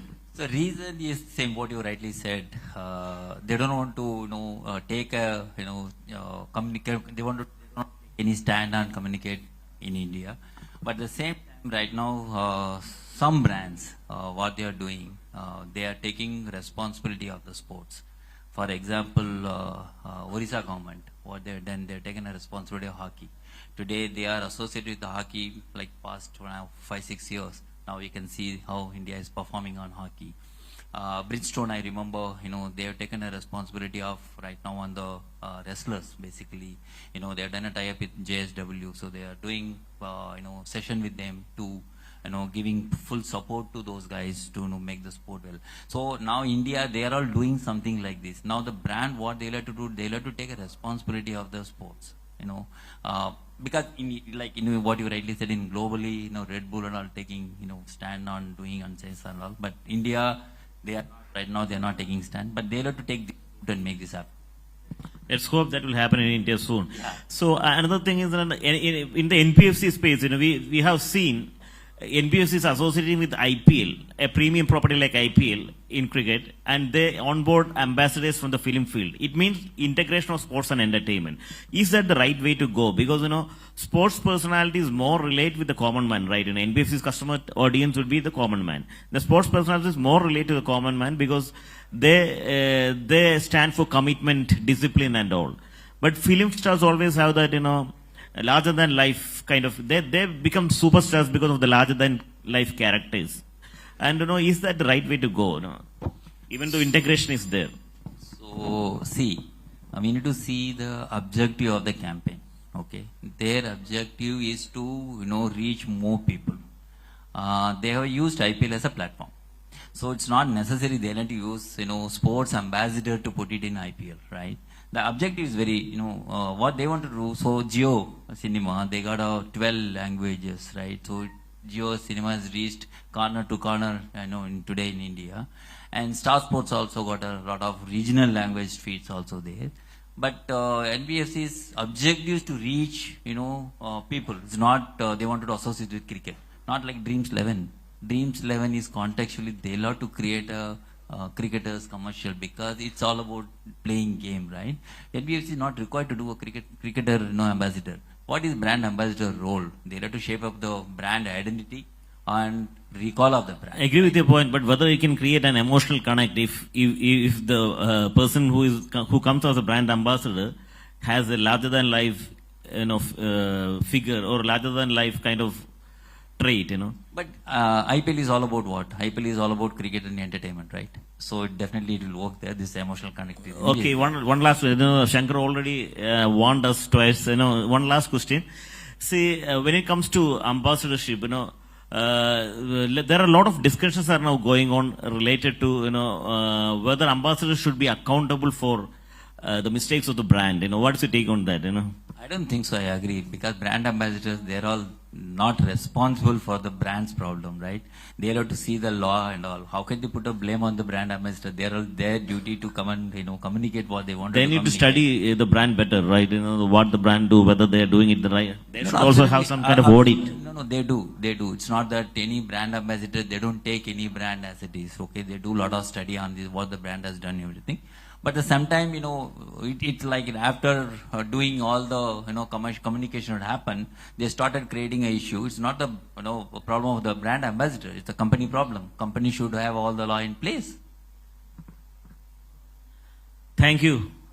If you have any questions, you can ask. Otherwise, Shankar, thanks a lot for helping us involve in this.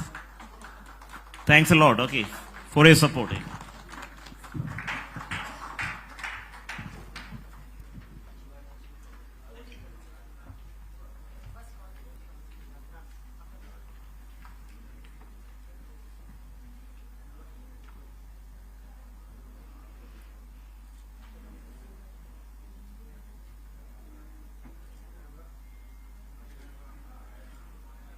Yes, I thank you, and I request you to be on the stage. And now I invite Ms. Pooja Srivastava from Chrome to please come onto the stage to give away mementos to the team.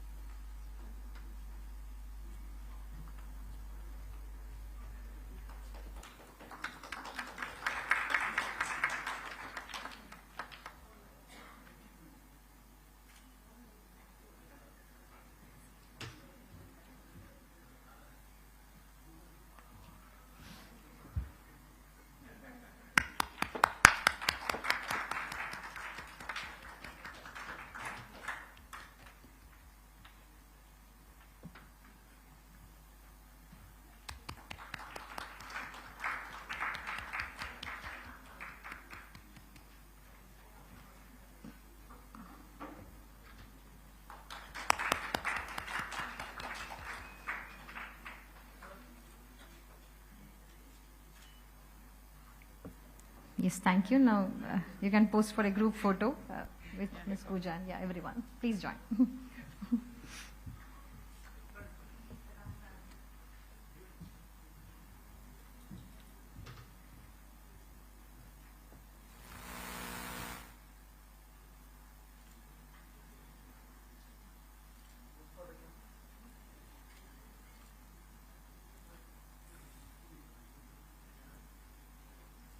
Thank you so much. And now I request. So we are done with. Yes, we are done with South India Media Summit Season 5. Hope you all had a great day and you all enjoyed. Hope you all enjoyed all the sessions and discussions. And at this moment, I would like to express a heartfelt gratitude to each and everyone. A special thanks to all the sponsors and partners for your commitment and support. And myself, I'm Chitra Pai. I'm also signing off. Thank you. And let's raise for the national anthem, please.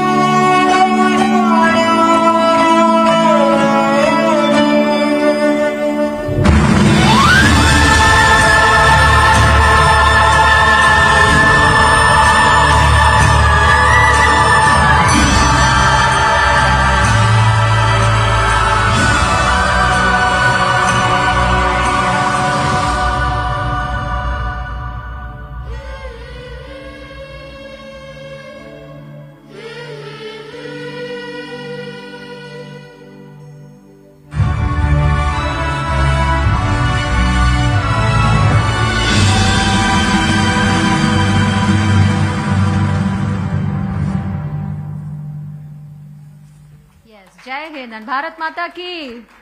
Can we have one Jaikar for South India Media come in? Yes? Yes? Yes. South India Media Summit ki. Jai. Thank you. And